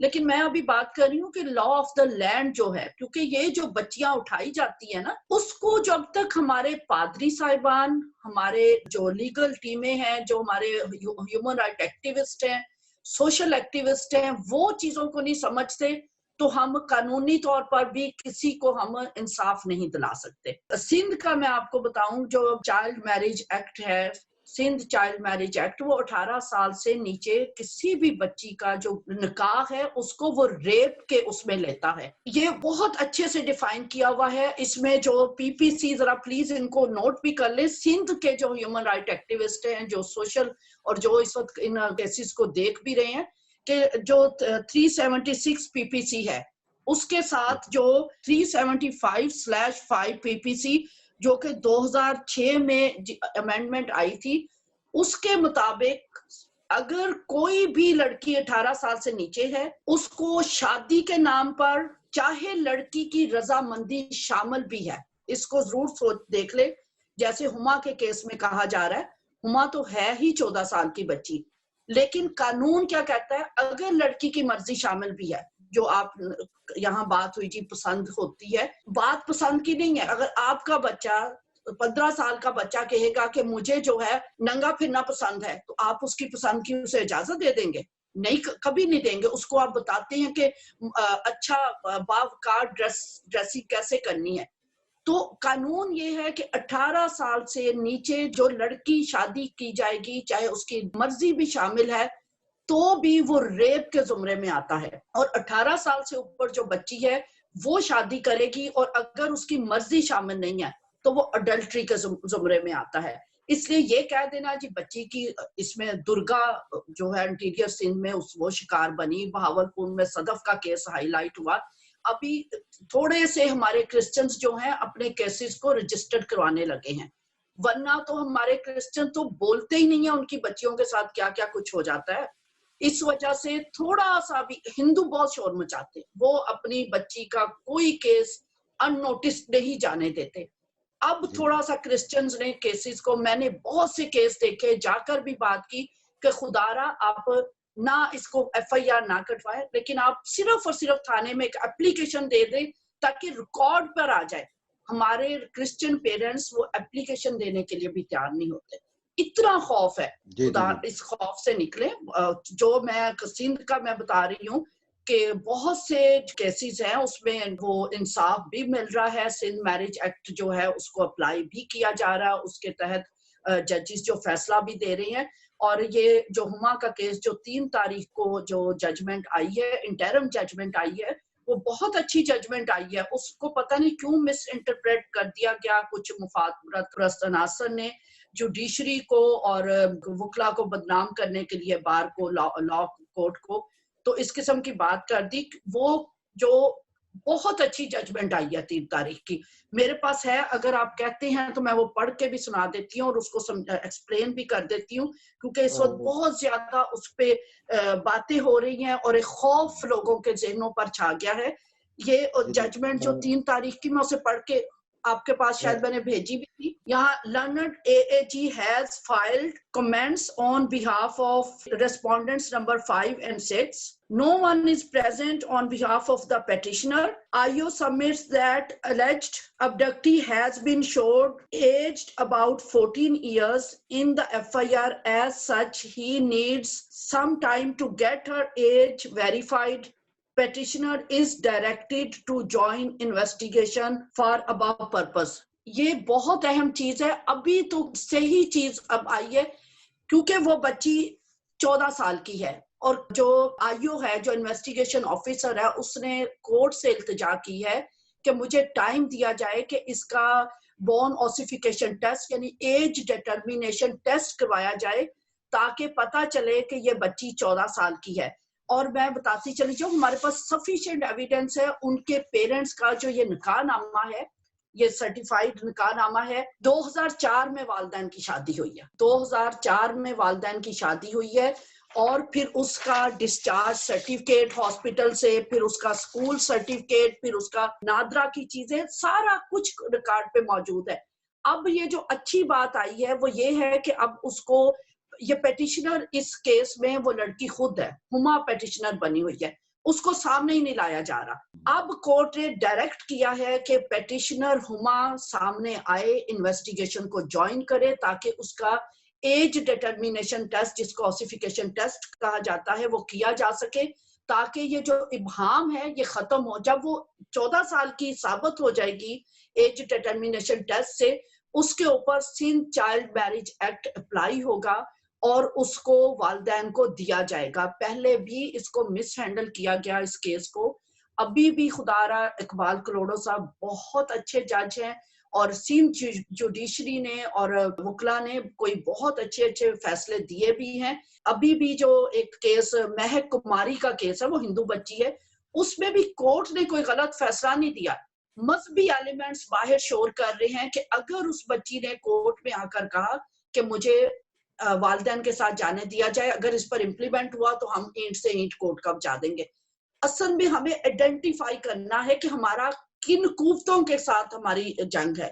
ये मजहबी एलिमेंट्स हैं जो बार बार कोर्ट पर, जुडिशरी पर असरअंदाज होने की कोशिश करते हैं। इस वजह से इस तरह की बातें कह देना शरई, हाँ वो आपकी बात सही है कि हाँ दो कवानीन पैरेलल है, लेकिन जो सिंध में है, सिंध मैरिज एक्ट जो है बहुत अच्छा एक्ट है और इस पर फैसले भी आ रहे हैं, इसको कंसिडर भी किया जा रहा है। और ये बहुत ज्यादा अगर आपको इस लॉ से वाकफियत है, लॉयर को इस लॉ से वाकफियत है, तो उसे पता होना चाहिए कि ये उसके बच्चे की हिफाजत के लिए और सिंध कोर्ट जो है इसको इम्प्लीमेंट कर रही है। अच्छा, फिर क्या है इस हुमा के केस में ही, क्योंकि उसकी शादी जो है वो पंजाब में हुई है। एक जो बात बीच में जी इब्हाम आ रहा जी, वो तो शादी पंजाब में हुई और पंजाब में जो है वो जो मैरिज एज है, पंजाब मैरिज एक्ट लॉ है, वो 16 साल की बच्ची की इजाजत देता है शादी की। तो वहां पर भी वो 14 साल की बच्ची है। एक तो वो कानून के अंडर भी आता है, लेकिन दूसरा एक क्रिमिनल सेटल्ड लॉ है, कंटिन्यूएशन ऑफ क्राइम, कि इस बच्ची को यहाँ से अगवा किया गया, अगवा करके पंजाब में जाकर इसका निकाह पढ़ दिया गया। तो जो ये कंटिन्यूएशन ऑफ क्राइम है, आप एक बच्चे को ऑस्ट्रेलिया से अगवा कर लेते हैं और जाकर अमेरिका में आप उसको मर्डर कर दें, तो ये कंट्रीज चेंज हो जाती हैं, लेकिन उस पे लॉ वही लगेगा, कंटिन्यूएशन ऑफ क्राइम जो ऑस्ट्रेलिया का लॉ है। मर्डर का जो कुछ होगा वो उस पे लगेगा, क्योंकि आपने उस बच्चे को ओरिजिनली यहाँ से किया और आप मुसलसल क्रिमिनल एक्टिविटी करते जा रहे। हुमा के केस में भी ऐसा ही हुआ कि यहाँ से अगवा किया और जाकर पंजाब में उसका निकाह कर दिया, तो कंटिन्यूएशन ऑफ क्राइम चल रही है। इसी बात की तरफ हम दोबारा आएंगे, जो दूसरे पैनलिस्ट हैं थोड़ा सा उनकी राय लेके तो फिर दोबारा इस तरफ, इफ यू डोंट माइंड। जैसा भी आपने बयान किया कि जो कानून है वो वहाँ पे मौजूद है, और हम सब जानते हैं कि जब आपने थोड़ा सा हवाला भी दिया 2019 में ये साइमा इकबाल जो है उनका वाकया, तो उनके लिए साइमा इकबाल और साथ साथ प्लीज ऐड करते जाएं साइमा शमौन अकमल कराची का वाकया है। दो वाकयात हैं, दोनों में खातून का नाम साइमा है। इस्लामाबाद में 2 बच्चों की माँ साइमा और सिंध में 3 बच्चों की माँ साइमा, वाइफ ऑफ शमौन मसीह। तो वो देखें उनकी जो जुडिशियल इंक्वायरी जो हुई, जब ये साइमा की जो इस्लामाबाद का वाकया, उसमें ये वाकई साबित हुआ कि उन्हें जबरदस्ती अगवा किया गया था। ठीक है, तो हम देखते हैं कि एक तरफ कानून है और दूसरी तरफ वो बहुत सारे जो वाकयात हैं उनमें ये साबित हो जाता है कि ये जबरदस्ती जो है वो की जाती है। ठीक है, तो ये मैं अभी जो है ना, ये हम आएंगे काशिफ साहब की तरफ। काशिफ, आप पहले भी जिक्र कर रहे थे, थोड़ा सा आपने टच किया था कुछ मामला को, क्योंकि एक तरफ हम देख रहे हैं कि मुहरकात क्या हैं। ठीक है, जो आज की जो गुफ्तगू है अगर ये थोड़ी सी तवील होती जा रही है तो हम उसको थोड़ा सा वापस अपने मौजू को लेके आते हैं कि एक तो मुहरकात हैं, ठीक है, उन पे हमने कुछ गौर खोज किया है, और फिर दूसरा जो है हमने देखना है कि इसका सदेबाब क्या है, हम कर क्या सकते हैं। ठीक है, कानूनी लिहाज से, मुआशरती लिहाज से, मजहबी लिहाज से हमारा क्या रद्द-ए-अमल होना चाहिए, और इन सारे वाकयात में जो है वो हम क्या सूरत-ए-हाल हो सकती है। तो आप क्या समझते हैं कि जो मुहरकात कुछ जो हमने उन पे गौर खोज किया, तो किस तरह हम इस तरह के वाकयात जो है उनकी रोकथाम कर सकते हैं या कुछ सदेबाब कर सकते हैं कि ये वाकयात ना हो? काशिफ साहब, मैं भी एक आपके गोशगुजार करता जाऊं वाकया, ये जो बहावलपुर का है सदफ का, उसकी 13.5 साल उसकी उम्र थी, जिसको लाजर वहां के वो प्रोसीड कर रहे थे। तो वहां पे जब यहाँ हम लोग भी हटाए थे, क्योंकि हमारी जो सहाफी जर्नलिस्ट काउंसिल है वहां पे पाकिस्तान में भी है, वो बराह रास्त SP से भी और SHO से भी राब्ते में थी। वहाँ हुआ क्या कि वहाँ डीएनए से उन्होंने साबित कर दिया। उससे पहले मैं जो है वो सूबाई वजीर थे और वफाकी वजीर भी थे, उनसे राब्ता कर रहा हूँ, जी हमने लड़की बरामद कर ली है, उसको दारुल अमान में रखा है। दोनों का सेम ही था। ये मैं इनसे भी माजरत करूंगा अगर ये हमारे वुज़रा को किसी बात का जो इतराज हो। तो हुआ क्या था कि आखिर हम खाली हाथ ही रह गए कि वो डीएनए जो है वो उसके बेस पे उसको जो है साबित कर दिया गया कि वो 18 साल की है। हालांकि उसका जो चर्च सर्टिफिकेट और स्कूल सर्टिफिकेट भी जो है उसको साबित नहीं कर रहा था, वो 13.5 साल की थी। इस तरह सारी बहुत सारी बातें यहाँ के एक ये बहुत अलमिया है कि हमारी कम्युनिटी जो है वो पीछे खड़ी नहीं होती। बहुत सारे वाकयात हैं जो मैं उनके साथ पंजाब में खसूसन बलोचिस्तान पंजाब उनके साथ टच रहता हूँ, देखता हूँ जो हमारे वहाँ पे सहाफ़ी हजरात हैं उनके साथ। लेकिन बेबसी का ये आलम है, ना तो हमें कानून तहफ़्फ़ुज़ दे रहा है और ना ही हमारी कम्युनिटी चाहे वो अहले इख्तियार हैं कर सकते हैं, वो बेइख्तियार नज़र आते हैं। काशिफ गलंडर साहब। पहली बात है कि मैं जो बहुत सारे क्वेश्चंस जो है पीछे अभी हुए हैं, अभी अटक से भी ये क्वेश्चन आया था कि बहुत सारे पादरी हजरात जो हैं वो मैं जरूरी समझता हूँ कि वो दे दिए जाएं जवाब उनके। पादरी साहिबान जो हैं वो अंडर एज लेडीज के लड़कियों की शादी कर देते हैं। तो हम बेसिकली अपने टॉपिक से काफी डिविएट कर गए हैं, तो लेकिन फिर भी मैं चाहता हूँ कि थोड़ा सा इनको टच दे दिया जाए। जो क्रिश्चियन मैरिज एक्ट है 1872, उसके अंदर माइनर की डेफिनेशन दी हुई है। नो डाउट कि उसके अंदर रिस्ट्रेंट नहीं है। माइनर की डेफिनेशन देते हुए 7-21 साल की शादी का मामला भी उसकी डेफिनेशन दी गई है। अब यहाँ पे लॉ से बात के मुतालिक बात करना और जजमेंट से रिलेटेड बात करना तो है ही है, लेकिन जो कोर्ट्स में होता है वो बिल्कुल डिफरेंट है और जो फैक्चुअली माशरे में होता है वो बिल्कुल डिफरेंट है। मैंने पहले शुरू में ही कहा था कि शादी एक बहाना बनाया जाता है कन्वर्जन का। असल मकसद कन्वर्जन को रोकना और उसके मुहरकात को आइडेंटिफाई करना और उनको रेडिफाई करना है। लॉ अवेलेबल है। अब देखिए क्रिश्चियन मैरिज एक्ट के तहत हमारे बहुत सारे पादरी हजरात भी उसके खिलाफ बात करते हैं, अंडर एज लड़कियों की शादी कर देते हैं। ये बात भी है कि हमारे जो मेजर चर्चेज हैं जैसे कैथलिक चर्च हो गया, चर्च ऑफ पाकिस्तान हो गया, उन्होंने अपने रूल्स एंड रेगुलेशन फॉर्मुलेट किए गए हैं कि आईडी कार्ड की जरूरत है, आईडी कार्ड के बगैर वो शादी नहीं करते, अंडर एज की शादी नहीं करते। लेकिन बहुत सारी हमारी ऑर्गेनाइजेशन और चर्चेज जो है जिनके पादरी हजरात जो है मौजूद है और जिन्होंने प्रॉपरली सेमिनरीज भी नहीं की हुई लेकिन लाइसेंसेस हासिल किए हुए हैं, क्योंकि वो एक लोअर क्लास कम्युनिटी के अंदर या हमारे बहुत सारे गाँव हजरात के अंदर अपनी खिदमत अंजाम देते हैं और वहां से उनकी अपनी कलीसिया मौजूद होती है और उसके बाद वो अपने डीसीओ से लाइसेंस हासिल कर लेते हैं। तो उसके बाद वो निकाह तो करने के मजाज होते हैं। आप उनको ये तो नहीं कह सकते कि वो खिदमत नहीं कर रहे या वो निकाह कर नहीं कर सकते। लेकिन अब हर जगह पे कैथलिक चर्च मौजूद नहीं है, हर जगह पे चर्च ऑफ पाकिस्तान मौजूद नहीं है, प्रॉपर चर्चेस नहीं है। लेकिन बहुत सारी जहाँ पे जो लोकल पास्टर्स हैं वो ये खिदमत अंजाम देते हैं। और क्रिश्चियन मैरिज एक्ट के तहत पाबंदी स्पेसिफिक नहीं है। नया क्रिश्चियन मैरिज एक्ट 2019 अमेंडमेंट के लिए आया था, वो अभी अंडर प्रोसीजर है। उसमें मुख्तलिफ खासकर कैथलिक चर्च को बहुत ज्यादा उसमें तहफ़्फ़ुज़ात थे। मेरी मुलाकात आर्च बिशप वेस्टन शाह से भी हुई थी, उनसे भी डिस्कशन हुई थी। तो उन्होंने भी अपना वर्जन दिखाया था कि हमें तो इतराज है, इसमें बहुत सारी मुतनाज़ा किस्म की जैसे इंटरफेथ मैरिजेस से रिलेटेड क्लॉजेस शामिल कर ली गई थी। तो वो उसके बाद वो अभी अंडर डिस्कशन है और चर्च लीडरशिप जो है वो उसके ऊपर डिस्कशन कर रही है। तो खुदा बेहतर करेगा कि उसके अंदर कोई अच्छा तरीकाकार निकल आएगा। जहां तक बाइबल की बात अभी मैडम ज़ाला ने भी की है, मुझे मेरे ख्याल में मैं बड़े एक फादर जी भी बैठे हुए हैं, मेरी इतना इल्म नहीं है लेकिन मैं छोटे से जनरल जो मेरी असेसमेंट है, बिब्लिकली कहीं पे पाबंदी नहीं है अंडर एज मैरिज की। जहाँ तक मैं गिनती या बाहर के अंदर मुख्तलिफ जगह पे अगर मैंने पढ़ा है तो मुझे याद स्पेसिफिक आयात नहीं है, लेकिन अंडर एज मैरिज के मुतालिक पाबंदी स्पेसिफिकली बाइबल में अवेलेबल नहीं है। मे भी शायद मैं गलत हूँ क्योंकि मैं इसके बारे में तो इतना इल्म नहीं रखता, लेकिन मैं जो जनरल एक स्टडी की हुई है। हमारे मौजूदा माशरे के अंदर रहते हुए खासकर पंजाब का डायनामिक्स फर्क है, सिंध का डायनामिक फर्क है। Because Sindh is dominated by Hindu community, they Christian community are in minority.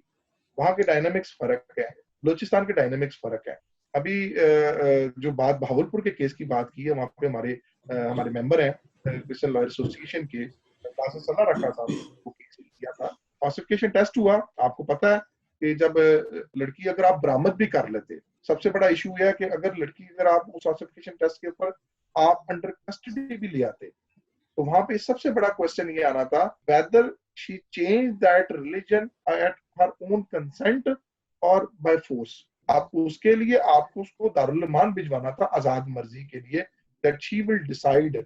वहां पे आ जाता था रिलीजियस एक सेंटिटी वहां पे आ जानी थी, वहां पे मौलाना हजरात आ जाने थे, और वहां पे एक डिस्कशन, रिलीजियस डिस्कशन स्टार्ट होनी थी कि अभी इस लड़की ने, जिसको 10 लोग क्लेम करते हैं कि she has been converted into Islam, अब वहां पे हमारी जो कम्युनिटी है पीछे वो बैकआउट कर जाती है, because they are in minority, और उनकी गवर्नमेंट प्रोटेक्शन भी अवेलेबल नहीं, वो उसको प्रोटेक्शन देने के लिए आ गई। फिर उसके जो वालिदैन है जो मौके के ऊपर जाते हैं, वहां पे उनको जो फेस करना पड़ता है, आखिरकार वो उसी माशरे का हिस्सा होते हैं, उनको लाइफ थ्रेट्स होते हैं वहां पे, और वो इसी वजह से अपनी बच्ची को प्रॉपरली बाजियाब नहीं कर पाते, और मेजोरिटी जो वो कामयाब हो जाती है उसको हासिल करने में, और बाद अज़ा तो मेरा मतलब उसका इत्तिसाल करने में भी कामयाब हो जाती है। एक्चुअल बात हम हमेशा भूल जाते हैं। हम यहाँ पे टॉपिक पे बात करें फोर्स्ड कन्वर्जन की, हम मैरिज की बात कभी भी नहीं कर रहे। Marriage is not a topic here, marriage is one of the tool and reason to get a person forcefully converted. अब इसको क्लियर करने की बहुत अच्छा जरूरत है कि मैरिज के रिलेटेड तो लॉ मौजूद है, और उसके लिए उसको जो फोर्सफुल मैरिज होती है, लेकिन फोर्स्ड कन्वर्जन से रिलेटेड लॉ कोई मौजूद नहीं है। तो यहाँ पे जब आप कहते हैं कि एक लड़की को इस्लाम कबूल करवा दिया गया है, तो अगर वो लड़की वापस भी आ गई है, तो क्या वो जो लफ्ज इस्लाम कबूल हो गया है वो रहेगी तो मुसलमान? ये तो साबित आपने करना है बाद में, या लड़की ने उसको एक्सप्लेन करना है कि I am not a Muslim, I am a Christian, I was forcefully signed by some documents and declare myself to be a forceful converted Muslim. अब इसके लिए जाहिर सी बात है कि वहाँ के जो मजहबी रहनुमा है, मौलाना हजरात हैं, वो क्लेम तो कर सकते हैं कि लड़की ने जब हमारे पास आई थी तो उस वक्त उसने रीजन अपना चेंज किया, अपनी आजाद मर्जी के साथ उसने अपने आप को चेंज किया, तो बाद उसको आजाद मर्जी के लिए किसी दारुल उलूम में जमा करवाया जाए। जैसे वो दारुल उलूम में जमा होती है तो उसके बाद उसको मुख्तलिफ तरीके से धमकाया जाता है, डराया जाता है। तो अगर वो इंटिमिडेट हो गई है और वो बाद बयान दे दिया है, तो फिर वालिदैन के हाथ में तो कुछ भी नहीं आता। इसलिए चर्च को बड़ी अहम जरूरत है कि चर्च इसमें किरदार अदा करे और बच्चियों को खासकर अवेयर करवाए, और बहुत सारे से प्रोग्राम और कहते हैं एहतियाती तदाबीर के तौर पे बहुत सारी चीजें की जा सकती हैं, जो कि अब दूसरी कम्युनिटी जैसे like Hindu community, Sikh community वो अवेयर है बहुत ज्यादा। तो हम लोगों की फैमिलीज को भी बड़ा अवेयर होने की जरूरत है, और बहुत सारे हमारे चर्च जो बड़े हैसियत रखते हैं और रीढ़ की हड्डी रखते हैं हमारी क्रिश्चियन कम्युनिटी में, इवन के पाकिस्तान के अंदर भी, तो वो अच्छे प्रोग्राम्स और किरदार अदा कर सकते हैं कि हम लोगों को अवेयर करवाए जाए, कम्युनिटी को अवेयर किया जाए in case of that situation हमें कौन सा ऐसा रास्ता अपनाना है जिससे हमारी मैक्सिमम फैमिली और बच्चियां सेफ गार्ड हो सके। इसके बाद पहले मैंने क्वेश्चन किया था शीरी साहबा से कि जब हम देखते हैं कि इस तरह के वाकयात जो हैं जो मुसलसल रूनुमा आ रहे हैं, और हम खासतौर पे गौर कर रहे हैं उनके मुहरकात की, तो एक पहलू जो नुक्ता मैंने पेश किया था कि क्या हम देख सकते हैं खानदान में कि शायद कहीं पे कोई परवरिश में कमी है, या जो वैल्यूज हमारी हैं या जो मसीही ईमान है उससे कोई दूर चले गया, तो इस बारे में थोड़ा सा आप बयान करें। बिल्कुल ठीक कहा आपने। एक तो मसीही होना हमारे ईमान का हिस्सा है। दूसरा ये अभी आपने कहा कि हमारे पेरेंट्स की तरफ से कोई चीजें कमी रह गई है, या वो उन्होंने इग्नोर कर दिया हमारी कुछ चीजों को, तो ये इसलिए हम लोगों को ये चीजें फेस करना पड़े। मैं अपना एक आपको वाकया सुनाती हूँ।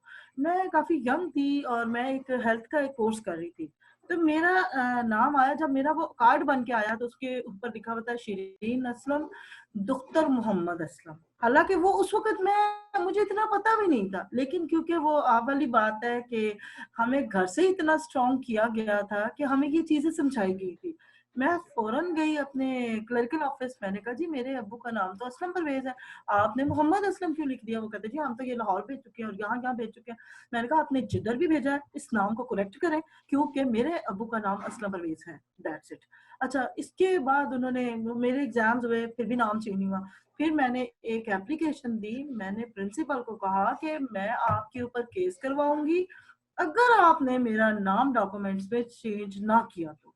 फिर प्रिंसिपल ने कहा जी हमें तो पता ही नहीं चला, सॉरी, ये वो मेरे अब्बू गए, तो वो मेरा नाम चेंज हुआ। मतलब वो देखे, खुदा न खास्ता अगर मैं उसका पीछा ना करती तो मेरे तो सारे डॉक्यूमेंट्स में यही नाम चलता, और मैं तो लोगों को बता बता के थक जाती कि ऐसी बात नहीं, ये तो क्लरिकल मिस्टेक है।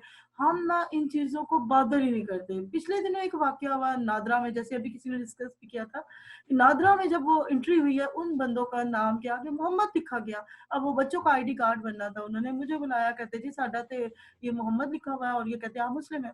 फिर मैंने एक स्टाम उनसे लिखवाया, मैं डीसी साहब के पास गई, मैं उस पूरी फैमिली को उठा के लेके गई। मैंने कहा ये लोग क्रिश्चियन है, ये चर्च का सर्टिफिकेट है और मैं इनको जानती हूँ और आप भी जानते हैं मुझे कि मैं ह्यूमन राइट्स एक्टिविस्ट हूँ, मैं तमाम मज़ाहिब पे काम कर रही हूँ, सिर्फ क्रिश्चियंस के लिए नहीं, लेकिन ये इनका बेसिक राइट वायलेट हो रहा है, तो आप इसको ठीक करें। वो ठीक करवाया, मतलब वो फिर स्टाम्प दिया नादरा में, दोबारा से उनका नाम ठीक हो गया।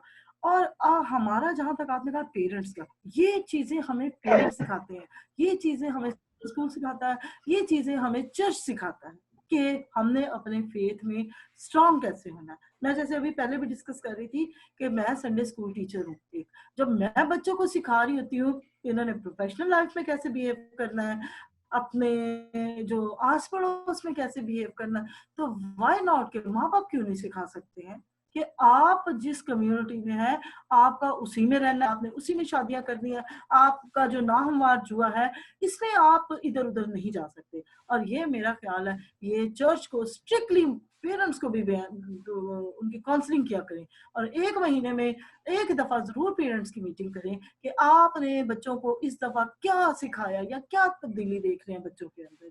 क्योंकि जब तक हमने कोई सख्त किस्म के इकदाम ना किए तो ये चीजें चलती रहेंगी। अभी देखिए पिछले दिनों में मेरी एक हो रही थी फैमिली प्लानिंग वालों के साथ मीटिंग, तो वो आबादी का रेशो मुझे बता रहे थे कि ये हो गया, ये कॉन्फ्रेंस थी बहुत बड़ी, तो मैंने उसमें कहा, मैंने कहा ये आबादी सारी दुनिया में बड़ी है, पाकिस्तान में बड़ी है, ये क्रिश्चियन की आबादी इतनी कम क्यों होगी? क्या सारे क्रिश्चियन बांच है, बच्चे नहीं पैदा कर सकते हैं वो लोग, उनमें कैपेसिटी नहीं है, क्या वजह है? ओ जी मैडम जी ये वो। मैंने फिर वहां पे एक, हम लोगों ने एक लॉबिंग की है कि कम से कम जो क्रिश्चियन है वो अपना डेटा तो कम से कम ठीक रखवाएं, अपना डेटा ठीक करवाएं।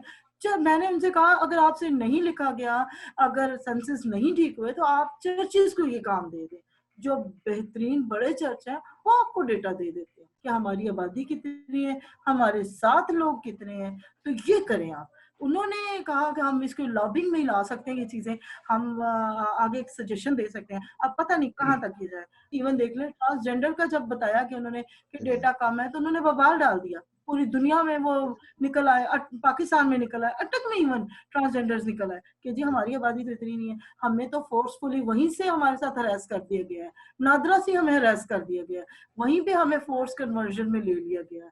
मैरिज, काशिफ साहब वाली बात बिल्कुल ठीक है कि मैरिज तो एक अलग बात है, हमें तो पहले ही फोर्सफुली, हम कहीं जॉब करते हैं तो जॉब में पहला जो उनका काम होता है वो बेशक फोर्सफुली नहीं, मोहब्बत से एक दावत दे देते हैं, क्या आप अगर इस्लाम कबूल कर लें तो कितनी अच्छी बात है, काम आपके बहुत अच्छे हैं, सिर्फ आप कलमा गो हो जाए, मतलब वहीं से हमें फोर्स किया जाता है कि आप कलमा गो हो जाए, कलमा गो हो जाए। मैंने कहा मुझे तुम 20,000 दफा कहो, मैं इस्लामिक स्टडी में मास्टर हूँ, मैं 40,000 दफा कलमा गो हो जाऊंगी, और बताओ और क्या? नहीं नहीं, दिल से। मैंने कहा मैं दिल निकाल के दिखाऊं कि मैं क्रिश्चियन हूँ और मैंने आपका कलमा पढ़ा, आपके कलमे का मुझ पे असर कुछ नहीं।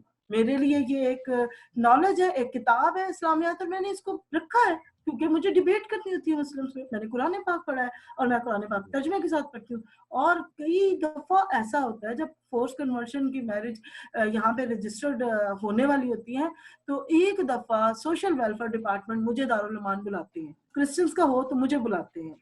मैं एक बच्ची के पास गई हूँ, मैंने उस बच्ची से कहा कि तुम्हें जबरन इन्होंने मुस्लिम किया। उस बच्ची ने मुझे कहा, पहले तो वो मेरे साथ बात ही ना करे, फिर जब वो बात करने पे आई है तो उसने मुझे कहा कि देखें मेरा अबू बड़ा बीमार था, इन लोगों ने बड़ी मदद की, मेरी अम्मी अंधी थी, इन लोगों ने बड़ी मदद की हमारी, तो देखें तो अभी सिर्फ उसने मेरे से शादी की रिक्वेस्ट की है, तो अब मेरे भाई क्यों मेरे दुश्मन हो? अब मैं यहाँ पे क्या करूँ? वो लोग कहते हैं कि मैडम आप इतना बड़ा फड़का ले आती हैं, आप अखबारों में लिखती हैं कि फोर्स कन्वर्जन। मैंने कहा चलो ये तो फोर्स नहीं थी, मैंने कहा जिनको फोर्स किया वहां आप मुझे लेके गए हैं, कभी मेरे लिए बात की है। पास्टर्स को बुलाते हैं, पास्टर वहाँ खड़े नहीं होते हैं, उनसे पूछते हैं, पास्टर्स को कहते हैं आप इनके साथ आकर नेगोशिएशन करें। मैंने एक पास्टर को कहा, मैं नाम नहीं लेना चाहूंगी, वो पास्टर कहता है कि मैंने तो बोझ नहीं मुसलमानों को कि मैं ना गल। अब यहाँ मैं क्या करूँ?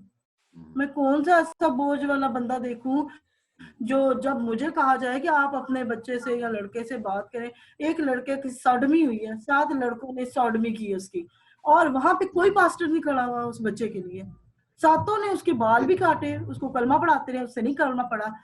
मुझे उसने बताया बाजी मैं डर नाल पढ़ लिया कलमा, लेकिन मैं बाद जज ने कहा मैं कलमा नहीं पढ़ा, इन्हें मैनू मारिया, तो ये फिर उसका डीएनए नहीं पॉजिटिव, रिलीजियस लीडर ने बोला, और मैं जब बोली तो मेरे भाई को पुलिस उठा के ले गई कि आप इस केस से पीछे हो जाए। मतलब मेरे लिए तो बीइंग अ फीमेल मेरे लिए बड़ा प्रॉब्लम है।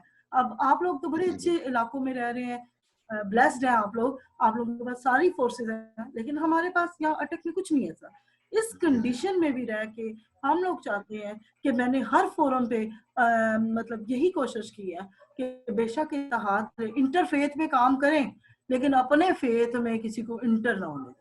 बिल्कुल ठीक है, बिल्कुल कॉमनैलिटीज पे हम आमीन करते हैं, उनकी भी जो कॉमन चीजें हमारी कॉमन चीजें हम आमीन करते हैं, लेकिन जहाँ पे फोर्सफुली का बात आती है तो वहां हमें, मैं दोबारा से कहूंगा, हमें खुद को ठीक करना है, हमें खुद को मजबूत करना है, हमें अपने घरेलू तौर पर मजबूत करना है। जी, आपका पॉइंट जो है वो आ गया बड़ा वाज़ेह तौर पे। इसी बात को आगे बढ़ाते हैं। अभी नादरा लॉ के मुतालिक बात हुई है, तो उसके अंदर ये है कि नादरा लॉ बिल्कुल था कि नादरा के अंदर बहुत सारा डेटा जो है वो डिस्टॉर्ट किया जाता था, उसके अंदर अपना क्रिश्चियन लोगों के आगे मजहब जो है वो चेंज करके लिख दिया जाता था। लेकिन नादरा ने रिसेंटली एक अमेंडमेंट की है कि if your religion is written wrongly you can give a stamp paper and once a time you can change. एक दफा आप चेंज कर सकते हैं, उन्होंने एक नई अमेंडमेंट कर दी भी है। If you are real Christian वहां पे, तो आप एक एफिडेविट दे के वहां पे अपना नाम चेंज कर सकते हैं। इसी से रिलेटेड एक बात अहम है जो मैं शेयर जरूर करना चाहूंगा। रिसेंटली आपने सोशल मीडिया पे एक बड़ी एक अहम चीज देखी होगी कि एक खबर बड़ी थी कि जी वो बार के वकला को मुल्तान के एरिया के अंदर और वहां पे जी मेन सीटों पर इलेक्शन लड़ने से मना कर दिया है, और इस तरह की एक सोशल मीडिया में एक बड़ी तहरीक थी। अब ओरिजिनली तौर पर हम इसको कभी भी डेप्रिशिएट नहीं कर पाते। मैं आपको याद होगा कि एक प्रीवियस हिस्ट्री के अंदर एक काम हुआ था जिसमें शनाख्ती कार्ड की तहरीक चली थी, फैसलाबाद से, एक बहुत अहम तहरीक। फिर उस तहरीक के अंदर लिखा गया शनाख्ती कार्ड का खाना जो है उसकी बड़ी तहरीक थी। असल में ये तमाम चीजें जो है, जिसमें सबसे अहम चीज ये है कि शनाख्ती कार्ड के खाने में अगर क्रिश्चियन लिखा भी जाता तो कौन सी ऐसी बात आ जाती या जुल्म हो जाता हम लोगों के ऊपर। But we are always hijacked by Qadiani, तो वो हमेशा they are camouflaged under their own communities, और वो हमें हमेशा कैमोफ्लेज कर जाते हैं। अब देखिए, अगर हमारे शनाख्ती कार्ड के ऊपर क्रिश्चियन नहीं भी लिखा हुआ तो हमारे मोस्टली लोगों के नाम क्रिश्चियन इंग्लिश नेम है और कईयों के नहीं है, लेकिन पासपोर्ट के ऊपर तो फिर पासपोर्ट के ऊपर खाना क्यों नहीं खत्म किया हुआ? वहां पे जो क्रिश्चियनिटी लिखा होता है उसको क्यों नहीं खत्म किया गया? बहुत सारी अननेसेसरी हमारी अदर कम्युनिटीज जो है क्रिश्चियन लोगों को यूज कर जाती हैं, और वहां उनके जो बुनियादी मसाइल होते हैं उनको कभी भी सामने नहीं लाया जाता। इसी तरीके से आजकल मौजूदा दौर के अंदर एक बड़ी अहम जरूरत है, the definition of a Christian person is very much important, should be inserted in the law कि who is basically a Christian, और ये कहीं पे भी डेफिनेशन अवेलेबल नहीं है लॉ के अंदर। जब आप इसकी बैकग्राउंड में इसलिए बात करने की कोशिश कर रहा हूँ कि आपने देखा होगा कि बहुत सारे नॉन ट्रिनिटेरी और ट्रिनिटी, मतलब जिस तरह उनके अंदर फिरके मौजूद है हमारे भी मौजूद है, तो definition of Christian must be inserted in law also. तो ये बहुत सारी हमारी जो डॉक्यूमेंटेशन के अंदर प्रॉब्लम है और लॉ के अंदर प्रॉब्लम है, मर्दमशुमारी के अंदर प्रॉब्लम है, और हमारे अंदर अपनी सफों के अंदर बहुत सारी ऐसे मसाइल हैं जिनको हल करने की जरूरत है। अगर वो मसाइल हल हो जाए तो मेरा नहीं ख्याल कि फोर्स्ड कन्वर्जन जो इस वक्त बहुत बड़ा पाकिस्तान के मसला बना हुआ है, और जो हमारे कानून के अंदर बहुत सारी लकूनाज हैं और बहुत सारी चीजें मौजूद है, वो इसी लकूनाज की वजह से तो उनको एडवांटेज हासिल होता है। सेपरेट लॉ बनना जरूरी है, it is a necessary of recent time, but इसके अलावा बहुत सारी और रीजन से भी फोर्सफुली कन्वर्ट है, जैसे नादरा में होते थे, हमारा डाटा जो है वो कैमोफ्लेज होता था, बट एक फैसिलिटी और हमारे सोशल मीडिया और मुख्तलिफ चैनल्स और मुख्तलिफ कायदीन और मजहबी कायदीन की आवाज उठाने की वजह से आज नादरा ने एक फैसिलिटी दे दी है। जी, जी, इसलिए आवाज तो उठाना जी। हमारा फर्ज है, लेकिन उसके अंदर हमें चीजों प्रॉब्लम्स को आइडेंटिफाई करना भी बहुत जरूरी है। जैसे पोस्ट फूड कन्वर्जन हमें आइडेंटिफाई हो गई है, लेकिन उसके जी। रीजंस साथ साथ आइडेंटिफाई इस तरह की डिस्कशंस के अंदर होती हैं और लोगों को ये डिस्कशंस बहुत अच्छे तरीके से एजुकेट करते हैं। जी, जी। अच्छा सर, थैंक यू। इस बात को मज़ीद आगे बढ़ा, क्योंकि नादिया कुछ देर से खामोश है, उनकी तरफ आते हैं। तो आप ये बताएँ कि जैसे हमने इस सारे मौज़ू को डिस्कस किया, बातचीत की, और एक बहुत बड़ा आंसर आया आगाही का कि हमें आगाह होने की ज़रूरत है, और ख़ास तौर पे जो वालिदैन का किरदार है ख़ानदान में, जो तरबियत है वो किस कदर ज़रूरी है कि हम अपना जो ईमान है उसमें पुख्ता हूँ, और बच्चों की तरबियत ऐसी की जाए कि उनको कोई आसानी से वर्गला ना सके। मैं समझता हूँ कि ये बड़ा ज़रूरी है। तो आप, क्योंकि पिछली बार भी जब आप प्रोग्राम में आई थी, तो आपने बताया था कि आप नौजवानों के साथ उनकी आगाही के लिए काम करती हैं, आपका वास्ता है नौजवानों के साथ। तो इस बारे में आप क्या रोशनी डालेंगी कि आज का जो नौजवान है, जो मसीही नौजवान है, वो कहाँ खड़ा है अपने ईमान में? हमारा मसीही नौजवान जो है वो हम लोग मसीही तो हैं बस नाम के, लेकिन हम अपनी जो रूट्स हैं, हमारी बाइबल की तालीम है, वो मोस्टली लोगों से पूछा जाए कि आपने बाइबल कभी पूरी पढ़ी है, तो वो कहते हैं जी नहीं। हमें वो वर्ड बाय वर्ड तो किसी को नहीं याद होती। मैंने भी बाइबल काफी दफा पढ़ी है, लेकिन मैं उसकी वर्सेस जो है वो नहीं, लेकिन जो हम उसका मेन एसेंस है वो अपनी फैमिलीज के अंदर जो है वो तो उसको लेके आ सकते हैं। जैसे कि सबसे जरूरी है कि फैमिली पेयर्स, जो कि हम लोग कैथलिक होने की वजह से हम लोगों को सारा पता है कि भाई हम लोगों ने मॉर्निंग में खाने से पहले की प्रेयर करनी है, खाने के बाद की प्रेयर करनी है, मॉर्निंग प्रेयर करनी है, इवनिंग प्रेयर करनी है। लेकिन क्या है कि with the passage of time, जैसे जैसे ये नई जो है मिनिस्ट्रीज इवॉल्व हुई है, उनकी वजह से ये सारा ट्रेंड खत्म होता जा रहा है। इससे पहले तो इस तरह का ट्रेंड नहीं था कि फोर्स कन्वर्जन हो रही है, फोर्स मैरिजेस हो रही है, क्योंकि वो लोग बहुत ज्यादा अपने ईमान में मजबूत थे। तो वो जब बीज जो है उस बंदे के अंदर, उसके दिल में, उसके दिमाग में घर में ही बोया जाएगा, तब ही तो वो तनावर दरख्त बनेगा। जैसे मुस्लिम्स के अंदर वो बच्चा पैदा होता है, थोड़ा सा आगे बढ़ता है, 2 साल का, 3 साल का, तो उसके अंदर शऊर पैदा किया जाता है। फैमिली मेंबर्स उनको साथ में बैठाते हैं कि किस तरह नमाज अदा की जा रही है। लेकिन हमारे यहाँ वो जो है, ये सारी जो ट्रेडिशंस है, ये जो सारी रस्म और रिवाज है, उसको एक साइड पे रख दिया गया। वो कि बाइबल में जब 10 अहकामात दिए गए थे, तब खुदावन की तरफ से एक उनको कहा गया था कि अपने गली में, अपने कूचों में इनको नस्ब कर दे, ताकि जो भी आता जाता पढ़े और हमारी नस्लों तक आगे ट्रांसफर हो। तो हमने वो काम जब से छोड़ा है, इसी वजह से हमारी जो नस्ल है वो एक अलग साइड पे चली गई हुई है ना। हम अपने सिर्फ नाम के आगे वो मसीह तो लिख लेते हैं, लेकिन क्या है कि अंदर से मसीही नहीं है। हमारे किरदार में, हमारी आदत के अंदर वो रिफ्लेक्ट ही नहीं करता। तो वो चीजें जो है वो घर पे पहले मदर को सिखानी पड़ेंगी, ताकि वो अपने बच्चों को आगे लेके चले। मैं तो सजेस्ट करूंगी कि हमारे चर्चिज जो हैं इसके लिए कुछ एफर्ट्स करें कि शादी के बाद या शादी से पहले एक कोर्स नेसेसरी रख दिया जाए, ताकि वो बच्चों के अंदर वो बिल्डिंग जो है, वो प्रोसीजर जो है मजहब को बिल्ड करने का, वो स्टार्ट हो जाए। अभी मैं बढ़ूंगा गजाला शफीक साहबा की तरफ। जैसे कि हम बातचीत कर रहे थे कि अनासर और मुहरकात वो हमने देखे, और मुख्तलिफ जो पहलू हैं सोसाइटी में उन पर गौर खोज किया, जो वाकयात अब तक रूनुमा हुए हैं उनको हमने डिस्कस किया। तो मैं समझता हूँ कि जो हमारा जो बहुत अहम नुक्ता जो है जिस पे हमें देखना चाहिए, वो ये है कि हमें करना क्या है। अभी वाकयात है, हमारे लॉयर्स हैं, उनसे भी हमने देखा कि कानूनी जो नकात है वो क्या है, अब तक क्या वाकयात हुए हैं और उनको किस तरह देखा गया है कि कैसे किया जा सकता है। लेकिन अभी इस सारी बहस को हमने समेटना है और देखना है कि हमें क्या करना है, what have we to do next.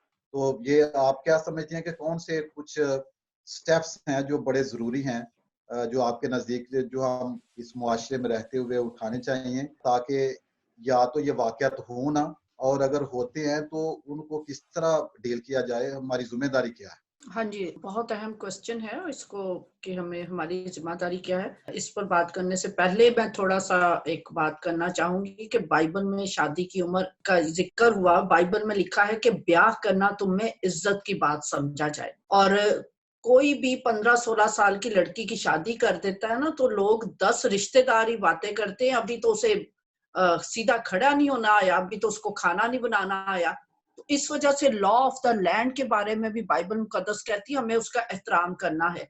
और बाइबल मुकद्दस में जितनी खवातीन मुझे नजर आती है वो सारी चाहे वो बीबी मुकद्दसा बीबी मरियम से लेकर शुरू से लेकर हवा से लेकर एंड तक चले जाए, सारी पावरफुल और वर्किंग वुमेन थी जिनकी शादी का जिक्र है। और हमें पता चलता है सारा जब हजरत इब्राहिम मूव आउट किए तो 75 साल के थे और सारा उनसे 10 साल छोटी थी, तो हो सकता है उसकी शादी 50 साल की उम्र में हुई हो। इस वजह से ये अज्यूम करना कि बाइबल जो हमारा लॉ ऑफ द लैंड है वो 18 साल से ऊपर की शादी की बात करता है, बाइबल पावरफुल वुमेन की शादी की बात करती है, इसलिए हमें उस ट्रेंड को वो रुझान देना है। जो पादरी साहिबान ऐसे काम करते हैं हमें उनकी सख्त हौसला शिकनी करनी है। अब आ जाए कि इसको कैसे खत्म करना है। मैंने आपसे पहले भी जिक्र किया कि मुहरकात तो जाहिर है बहुत से हैं। हम जिस मुआशरे में रह रहे हैं उस मुआशरे में हमारा साथ 97% या 96% मुसलमान हमारे बहन भाई हैं जिनके साथ हमारा वास्ता है।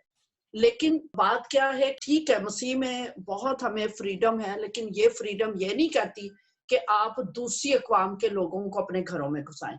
ये फ्रीडम ये नहीं कहती कि आप अपनी बेटियों को मोटरसाइकिल पर स्कूल उन लड़कों के साथ भेजें। आपकी फ्रीडम आपको ये नहीं कहती कि आप टैक्सियों में अपने बच्चों को गली का अगर कोई लड़का है तो उसके साथ भेजना शुरू कर दे। हमें अपनी नॉर्म्स को चेक करना है और मैं इसमें बार बार कहती हूँ कि चर्च इसमें एक वाइटल किरदार अदा कर सकता है, क्योंकि चर्च के जो पादरी साहिबान हैं, बिशप साहिबान हैं, उनको जो ईमानदार हैं वो बाप की जगह देते हैं, बहुत बड़ा रुतबा है उनका। और चर्च एवरी संडे हमारे क्रिश्चियन लोगों ने आना होता है और उसमें क्या है कि आपके वो स्पेशल लोगों को नहीं इकट्ठा करना, स्पेशल कुर्सियां नहीं लगानी, स्पेशल माइक साउंड सिस्टम नहीं मंगवाने, स्पेशल कुछ अरेंजमेंट नहीं करना, एवरीथिंग इज देयर। आपको सिर्फ अगर इबादत के दौरान नहीं तो इबादत जब खत्म हो जाती है तो महीने में कम से कम एक बार जो है महीने में कम से कम जो है अवेयरनेस टॉक दी जाए। इबादत खत्म होने के बाद बताया जाए लोगों को कि इस every last Sunday of the month या third Sunday of the month या second Sunday of the month मुख्तलिफ चर्चेस या बिशप साहिबान उसे पाबंद करें, वहां पर अवेयरनेस टॉक दी जाए इबादत खत्म होने के बाद। अच्छा, उसके बाद फिर ये कि जो केस हो रहा होता है उस केस को डिस्कस किया जाए चर्च कम्युनिटी के साथ। पहले बहुत अच्छा होता था, बैठक सिस्टम होते थे, गांव में लोग चारपाइयां डालकर बैठकर एक दूसरे से डिस्कस करते थे। आजकल हम बहुत आइसोलेटेड हो गए हैं, हम घरों में महदूद हो गए हैं। मैं लोगों को कहती हूँ कि क्यों हमारी बच्चियां कहते हैं जी लालच। देखिए फोर्स कन्वर्शन जितने भी है, चाहे वो जो साइमा इकबाल इस्लामाबाद की या साइमा जोजा शमोन मसीह कराची की, या जो पादरी शाहिद का बेटा जो है मैनुअल कोयटा में, बेशुमार लड़के नौजवान हमारे पढ़े लिखे लड़के उनको कन्वर्ट कर दिया गया है। थ्रेट जो है वो बहुत ज्यादा इस्तेमाल किया जाता है। एक चीज मैंने बार बार कही, यहाँ से फिर मैं रिक्वेस्ट करूंगी कि जो हमारी डिमांड्स होनी चाहिए वो डिमांड हमारा अपना कोई दारुल अमान नहीं है। दूसरी चीज, एक तो दारुल अमान अपने बनाए जाएं और चर्च जो है अपना किरदार अदा करे। इसके साथ साथ आप जो है ये डिमांड करें, हुकूमत पाकिस्तान से डिमांड करें कि इस पर जबरी मजहब तब्दीली पर कानून साजी करने की जरूरत है। और ये जो फिर जो हमारी बच्चियां जो चली जाती हैं उनके साथ, जैसे अब बहावलपुर में मेरा नाजर अल्लाह रखा साहब ने उसके इसको चलाया जब उसका ऑसिफिकेशन टेस्ट हुआ है। कराची में तो खैर ऐसा इत्तेफाक नहीं हुआ कि ऑसिफिकेशन टेस्ट को इफेक्ट किया जाए, फिर मेडिकल को हम चैलेंज कर सकते हैं। बहुत सी चीजें हैं जिनके बारे में लोगों को आगाही देने की जरूरत है। जब अब आगाही नहीं देते, हम कोई डिसिप्लिन नहीं रखते, कोड ऑफ लाइफ नहीं रखते, हम ना सियासत में अब बात करना चाहते हैं अपने बच्चों के साथ, ना मजहबी इश्यूज पर बात करना चाहते हैं, ना सेक्स पर बात करना चाहते हैं। पेरेंट्स की जिम्मेदारी, मेरे 4 बच्चे हैं, मैं एक एक जो केस होता है मैं अपने बच्चों को बिठाकर उनको एक्सप्लेन करती हूँ, यहाँ ये वीकनेस हुई, यहाँ ऐसे करना चाहिए था। या अब रेप का केस होता है, वो कपड़े ही नहीं संभाले जाते। इसके बारे में मैंने तो चर्चिस में जाके आगाही दी है। क्यों नहीं हम बात करते? हमने ये जो टैबूज बनाए हुए ना, वैसे हम अपने बच्चों के साथ बैठ के हर फिल्म देख लेते हैं, लेकिन जो अहम इश्यूज है, जिस सेक्स पे बात नहीं करनी, उनको अवेयरनेस नहीं देनी, उनको ये नहीं बताना कि 13 साल 18 साल से छोटी उम्र की शादी जो है ये जुर्म है, ये जना बिल जबर में आ जाता है। अगर लड़की की मर्जी भी शामिल है तो भी ये जना बिल जबर में आ जाता है, रेप में आ जाता है, इसकी सजा है। हमें अपने बच्चों से बातचीत करने की जरूरत है, हमें इस पर कौमी लेवल पर डिबेट्स और सेमिनार्स करने की जरूरत है। हम लोगों ने सिर्फ सोच लिया कि संडे वाले दिन हालेलुया पादरी साहब का मैसेज, चंदा, ये क्रिश्चियनिटी, खुदारा क्रिश्चियनिटी से बहुत बढ़ के है। आपको दुनिया का नोट ठहराया गया है और हमें दुनिया में अपना किरदार अदा करना है। इस पर डिबेट्स शुरू करें। आपने बहुत अच्छे सैमसन साहब के मैंने आर्टिकल्स पढ़े, इतने खूबसूरत आर्टिकल्स है। खुदारा वो आर्टिकल्स ही आपके चर्च में पढ़ के सुना दिए जाए। कोशिश आप कर रहे हैं, लेकिन उसको जब तक चर्च के लेवल पर चीजों को नहीं लाएंगे, बिशप साहिबान और पादरी साहिबान अपनी जिम्मेदारी नहीं अदा करेंगे क्रिश्चियन फेथ को, फिर हम जो 3 बाइबल स्कूल्स में मैं पढ़ाती हूँ, 4 चर्चिस के साथ काम कर रही हूँ, 3 मेरे अपने हैं, एक और चर्च है। मैं वहां पर कंपैरेटिव स्टडी लाजमी देती हूँ, मुख्तलिफ रिलीजन्स के अध्ययन का तकाबली मुकाबला करवाया जाए, उस स्टडी करवाई जाए उनको। तो ये सारी चीजें हैं जिस पर अब जरूरत है बातचीत करने की, फार्मूला बनाने की और प्रैक्टिकल कंक्रीट किस्म के जो स्टेप्स हैं उनको उठाने की। बहुत शुक्रिया गजाला साहब, आपने बड़े जो अमली पहलू हैं उनकी तरफ इशारा किया कि किस तरह कलीसियाई सतह पे गौर खोज करने की जरूरत है और खासतौर पे जो टैबूज हैं, जो हम बातें नहीं बच्चों को बताते या उनके साथ बैठ के फिल्म देख लेते हैं या उनको जो मैच्योर होने की तरफ मदद नहीं करते, तो वो हमें करना ये वो। तो अभी क्योंकि ये जो हमारा प्रोग्राम है, जो डिस्कशन है, हम इसको अभी कंक्लूजन की तरफ लेके जाते हैं। आपसे मैंने मशवरा जात जो है अमली जो पूछे हैं वो आपने बड़े अच्छे अंदाज से बताया कि क्या किया जा सकता है। तो जो दूसरे पैनलिस्ट हैं उनकी तरफ भी आता हूं, तो फिर हम प्रोग्राम को कंक्लूड करते हैं। शेरी साहबा, आप जो पास्टर गजाला ने मशवरा जात दिए हैं, उसके अलावा अगर आप उसमें कुछ ऐड करना चाहें कि क्या किया जा सकता है। मैं सिर्फ यही कहना चाहूंगी, पेरेंट्स मीटिंग होनी चाहिए। जैसे हमने कहा है ना कि स्कूलों में एक कुरान पाक का टीचर होता है, वैसे हम गवर्नमेंट ऑफ पाकिस्तान से रिक्वेस्ट कर सकते हैं कि एक बाइबल टीचर हाई स्कूल में या हायर सेकेंडरी स्कूल में एक टीचर जरूर रखा जाए। और इसके अलावा मैंने तो खुद भी पास्टर से कहा कि अगर आप लोग सेशन नहीं दे सकते तो मुझे एक दिन मौका दें, मैं इस पे बात करूंगी। लेकिन अभी तक ऐसा कुछ हुआ नहीं है, क्योंकि हमने अपने हिस्से का दिया खुद चलाना है। अगर किसी पास्टर का नहीं काम, तो आप खुद आगे बढ़े, आप खुद इस चीज को लें। और मैं ये करती भी हूँ, कई जगहों पे मैंने किया भी है। इसके अलावा इसमें स्पेशली हमारी माओ को हिस्सा लेना है। जब माँ बच्चियों को कैपरी पहना सकती है, उनके घुटने नजर आ रहे हैं, टांगे नंगी नजर आ रही है, कपड़े ऐसे पहना सकती हैं कि वो जी दुनिया के साथ मिल के चले और फैशनेबल लगे, तो ये फैशन का हिस्सा बनाए कि वो स्पिरिचुअल भी लगे, मजहबी ना लगे, स्पिरिचुअल लगे। स्पिरिचुअल लगना, मजहबी लगना, 2 फर्क बातें हैं। तो इसलिए माँ पे ये बहुत कड़ी जिम्मेदारी है, बाप पे है कि जब वो अपनी बेटी को घर से बाहर निकालता है तो उसके सबसे पहले तो उसका ड्रेस देखे कि क्या वो कवर्ड है, क्या वो कहीं से ऐसी तो नहीं, क्योंकि हमारी लोग दूर से आते हुए पता चल जाते हैं कि ये क्रिश्चियन कम्युनिटी होगा। तो सबसे पहले हमें अपने ड्रेस को, सबसे पहले हमें अपने नॉर्म्स को कवर करना है, हमें अपने आप को कवर करना है। हमें किसी भी इल्जाम लगाने की जरूरत, किसी ने हमें जबर किया हम पर, हमने अपने ऊपर खुद ये सारी चीजें तारी की है कि कोई आए और हमें जबर करे। हम खुद पेस्ट्रीज बनी हुई है, हम खुद चॉकलेट बनी हुई है, तो लोगों ने तो टेस्ट करना है फिर आके। तो इसलिए कोशिश करें कि हम स्पिरिचुअली बिहेव करें, स्पिरिचुअली मैच्योर हो, और बाकी चीजों को छोड़ के माँ पे और बाप पे जिम्मेदारी है, और वो करते हैं तो सब ठीक है।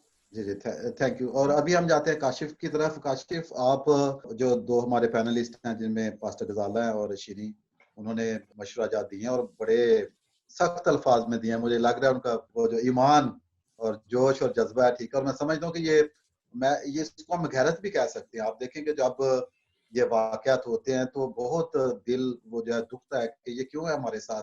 और फिर हम क्वेश्चन करते हैं, कहीं की तरबियत की कमी है, ईमान की कमी है, कहाँ पे कमी रह गई है, कैसे मजबूत हुआ जा सकता है। आप देखिए चले वाकया तो होते हैं, लेकिन कहीं ना कहीं वो जहाँ पे जैसे आपने जिक्र किया कि हम किस तरह पहले खुद अपना बचाव करना चाहिए। देखिए अगर हम खुद अपना बचाव नहीं करेंगे तो कोई तो नहीं आके करेगा। तो ये पहले घर से शुरू होता है, जैसे आपने भी कहा, और फिर कलीसियाई सतह पे जैसे गजाला शफीक साहबा ने बताया।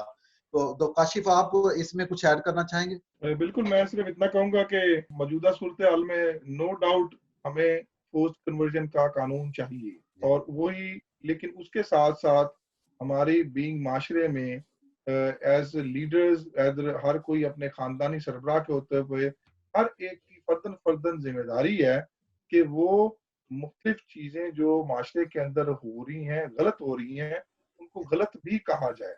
जैसे मैंने भी कहा कि हमारे बूदबाश पहनने में हमें माशरे के अंदर बिल्कुल अपने आप को एक आइडेंटिफाइड नजर नहीं आना। जब हम आइडेंटिफाइड नजर आएंगे तो हम वेलकम करेंगे लोगों की, हम नोट होंगे, हमारी बच्चियां नोट होंगी, और जब नोट होंगी तो वो बड़ा अच्छा तरीके से निशाना बनेगी। दूसरी बात यह है कि माशरे के अंदर रहते हुए इस माशरे में हमें अपनी कानूनी मसाइल को आइडेंटिफाई करना है। माशरे के अंदर जो हमें बहुत सारी जो हमें टेक्निकल मसाइल के अंदर उलझा दिया गया, उसको आइडेंटिफाई करना है, और जब उसको आइडेंटिफाई किया जाए तो उसके लिए एफर्ट, जॉइंट एफर्ट की जरूरत है। हमें अपनी अपनी दुकानदारियां नहीं लगानी, हर एक ने मिलके काम करना है, और एक दूसरे के हमें रवैयों में तब्दीली लानी, एक दूसरे को एक्नॉलेज करें। किसी ने अच्छा काम किया उसको एक्नॉलेज करें और उसको सपोर्ट करें और उसको आगे बढ़ाएं कि नहीं, you done a good job, और let's do another, this is another problem, togetherly try to solve that problem. तो इसलिए फोर्स्ड कन्वर्जन हमारा एक बुनियादी मसला बन चुका है, और वो बुनियादी मसला जो है वो मुख्तलिफ मसाइल की आज वजह से एक बड़ा मसला खड़ा हो गया। तो इनको आइडेंटिफाई करना, और ये मैं आपका बहुत शुक्रगुजार हूँ कि आपने एक बड़ी मुफस्सल डिस्कशन की आज और मुख्तलिफ पहलुओं को देखा, और इस डिस्कशन से मुझे जरूर यकीन है कि जो भी इसको सुनेगा वो एक अच्छा माइंडसेट बनाएगा, और वो अपनी जिम्मेदारी का एहसास करेगा कि हमें माशरे में रहते हुए माशरे में कुछ रिटर्न भी करना है, अपनी अपनी थोड़ी थोड़ी जिम्मेदारी करनी है।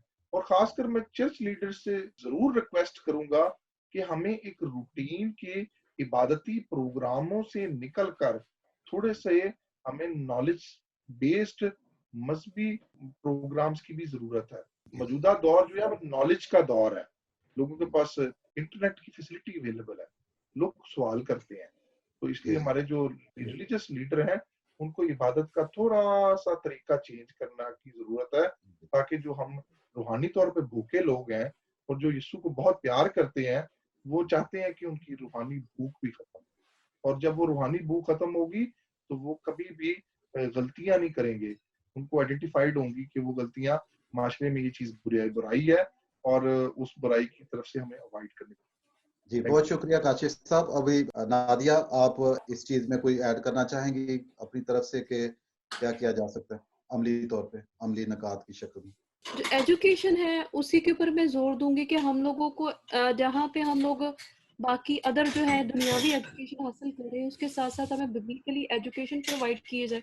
वो हर सतह पे जो है ना एक वो तहरीक चलाई जाए या निगोशिएट किया जाए मुख्तलिफ डिनोमिनेशंस के साथ, कि हमें हर बंदे को जो चर्च में आ रहा है या नहीं आ रहा, जब भी वो मेंबरशिप लेने के लिए आता है तो उसके लिए नेसेसरी कर दें कि वो बाइबल कोर्स करे और बाइबल को प्रॉपर तरीके से समझे। और साथ में आगे जो है इसके साथ ही हमारे क्या होगा, हम दुनियावी तालीम भी हासिल कर लेंगे और दुनियावी भी तालीम हासिल कर लेंगे, जिससे क्या होगा, हमारा ईमान जो है वो ज्यादा मजबूत होगा। और इस तरह के जो मसाइल पेश आ रहे हैं कम्युनिटी में, वो डिफरेंट शेप्स के कन्वर्जन की तरफ जा रहे हैं, डिफरेंट शेप्स की इख्तियार करके, तो वो हम उसको कम कर सकते हैं। जी जी जी, बहुत बहुत शुक्रिया। मैं समझता हूँ कि आज का जो मौजू, जैसे काशिफ ने कहा, कि बहुत वाइटल मौजू है और बहुत वसी है। आप देखेंगे जितनी भी इस पे बातचीत जाए, अभी मुझे लगता है कुछ तिश्नगी रह गई है, और खासतौर पे पास्टर गजाला शफीक, आप, मुझे पता है कि आप अभी इस पे बहुत ज्यादा डिटेल्ड बातचीत करना चाहती है, लेकिन वो हमारी मजबूरी ये हो जाती है कि टाइम कम होता है, और फिर पैनलिस्ट जो बाकी जो है, कोशिश ये होती है कि सबको एक जैसा कुछ टाइम मिले ताकि वो भी इजहार कर सके इस वजह से। लेकिन हम आइंदा भी प्रोग्राम जो है वो करते रहेंगे। हम आपके बहुत मशकूर हैं कि आप अपना इतना कीमती वक्त जो है हमें देते हैं और अपनी जो राय है उसका इजहार करते हैं। बड़ा अच्छा पैनल था। इसमें हमारे साथ वकला दो थे, सोशल वर्कर हैं, और गजाला जो है वो पास्टर हैं, और सैमसन जवेद जो है वो आप जानते हैं कि कॉलम लिखते हैं और सहाफ़ी हैं। और ये जो प्रोग्राम ये जो खासतौर पर ये डिस्कशन है, इसके वो रूह रवां है। तो मैं अपनी तरफ से भी काशिफ आपका, नादिया आपका, गजाला शफीक साहब आपका और श्री साहब आपका बहुत शुक्रिया बजा लाता हूँ कि आपने बड़ी वाइटल गुफ्तगू की है और अमली तौर पे चीज़ें बयान की है, और मैं समझता हूँ कि जितने भी लोग इस प्रोग्राम को देखेंगे वो यकीनन इससे तहरीक पाएंगे, और यकीनन ये जो हमारी कोशिशें हैं, मैं समझता हूँ कि ये एक कोशिश है, ठीक है, एफर्ट है, तो हम जो भी कोशिश करते हैं वो हमेशा किसी ना किसी सूरत में रंग लाती है। जो हमारी बातें होती हैं, जो हम करते हैं, वो हमेशा असर दिखाती हैं, और ये जो आज की गुफ्तगू है, जो आपने की है, जो आपने मशवरा जो दिए हैं, यकीनन जो लोग सुनेंगे वो तक़वियत पाएंगे, ईमान में मजबूत होंगे। और हमारी ये दुआ है कि ये जो वाक़यात हैं, हर शख्स को उसका अपना मज़हब अज़ीज़ है, और किसी भी शख्स को फ़ोर्सफुली अपना मज़हब तब्दील ना करने को कहा जाए, और ये बिल्कुल गुनाह है, जुर्म है। पाकिस्तान में जुर्म है, बल्कि पूरी दुनिया में जुर्म है कि आप किसी को आज़ादी दें हर शख्स को, लेकिन आप फ़ोर्स ना करें, जबर ना करें किसी पे भी, ना वो मुआशी तौर पे, ना समाजी तौर पे, किसी तरह पे भी। तो मैं अभी सैमसन जवेद साहब की तरफ जाऊँगा कि वो एक तो मेहमानों का दोबारा अपनी तरफ से भी शुक्रिया अदा करें, और कंक्लूजन के तौर पे अगर आप इसमें कुछ ऐड करना चाहते हैं तो फिर हम अपने प्रोग्राम का इख्तिताम करते हैं। मैं यही कहूँगा कि बीबीसी से urdu.com से जो है, कुछ अरसा पहले ये फीचर बहुत मशहूर हुआ था कि एक हिंदू लड़की ने कहा था कि मैं मर सकती हूँ मगर अपना मजहब तब्दील नहीं करूँगी, जो मिसाल के तौर पर यूज भी हुआ, पॉपुलर और सबसे ज्यादा पढ़ा जाने वाला कॉलम था। तो सोच पैदा होती है, तो इससे हम इस फोर्स कन्वर्जन में काफी काबू कर सकते हैं। और इसके अलावा जो मेरा ऑब्जर्वेशन रहा है, स्पेशल बलूचिस्तान में या पसमानदा जो इलाके हैं, वहां पे मैंने कोशिश भी की कि बाज़ वालिदैन जो हैं वो अपने बच्चों के जो मुस्लिम दोस्त होते हैं उनको घरों में ले आते हैं। और अलमिया ये भी है, इसे बताने से मैं नहीं कतराऊंगा कि उनकी जवान बेटियां जो है पानी या चाय लेकर आके साथ बैठती हैं। तो इसमें सबसे ज्यादा जो है माओं की जिम्मेदारी बनती है कि वो उनको इस अमल से रोके। मैं अपना और घर का माहौल भी इसी तरह बताता हूँ कि जब हमारे घर में कोई भी आता था तो हमारी जो बहनें थी वो एक सेपरेट सामने नहीं आती थी, हत्ता कि बहुत देर बाद जो है वो जब फादर घर आते थे तो सामने आना शुरू हुई। उससे पहले जो है स्पेशल हमारी अभी भतीजी हैं, ये इस तरह छोटी छोटी बातों को घरों में कंट्रोल करें, उनकी तालीम उनको दें अपनी बच्चियों को। और एक और बात, एक बड़ी अच्छा नुक्ता है जो सॉरी टू से कि मैंने भी बहुत ऑब्जर्व किया है कि ये जो हमारा पनावा है, हम हर बात से आजाद है, जिस माहौल में जाते हैं उसी माहौल में ढल जाते हैं। तो हमें सबको एफर्ट करना पड़ेगा। सच कहते हैं कि सच जो है वो आखिरकार तनहा रह जाता है, क्योंकि उसमें जो है एक गुस्सा भी है, दूसरे नाराज भी होते हैं, लेकिन हमें सच बोलने से नहीं कतराना चाहिए। इससे पहले कि हम अपने मजहब की, अपने खानदान की, कम्युनिटी की इतनी बड़ी बदनामी को देखें और तमाशाई बन के रह जाएं, तो क्यों ना हम एक अपने अंदर बोल्डनेस पैदा करें। तो इसी के साथ मैं आप सबसे इजाजत भी लूंगा, और न्यू कासल क्रिश्चियन नेटवर्क की तरफ से आपको एक दफा फिर आपका शुक्रिया अदा भी करूंगा, और तो करूंगा कि आप फिर हमारे साथ शामिल होंगे। आप अपना कीमती वक्त निकाल के सामने आते हैं। तो मैं यहाँ एक और भी बात करूं कि हर किसी से यहाँ जिस तरह बात हो रही है, एक इनफरादी भी बात हो सकती है। आपके साथ अगर इनफरादी भी लिया जाए एक एक को, तब भी हम बड़ी अच्छी बात कर सकते हैं। तो इसी के साथ आप सबका शुक्रिया, और दुआ गो है कि हम सब और हमारी क्रिश्चियन कम्युनिटी जो है वो जल्द सर उठा के जीना सीखे। Thank you very much.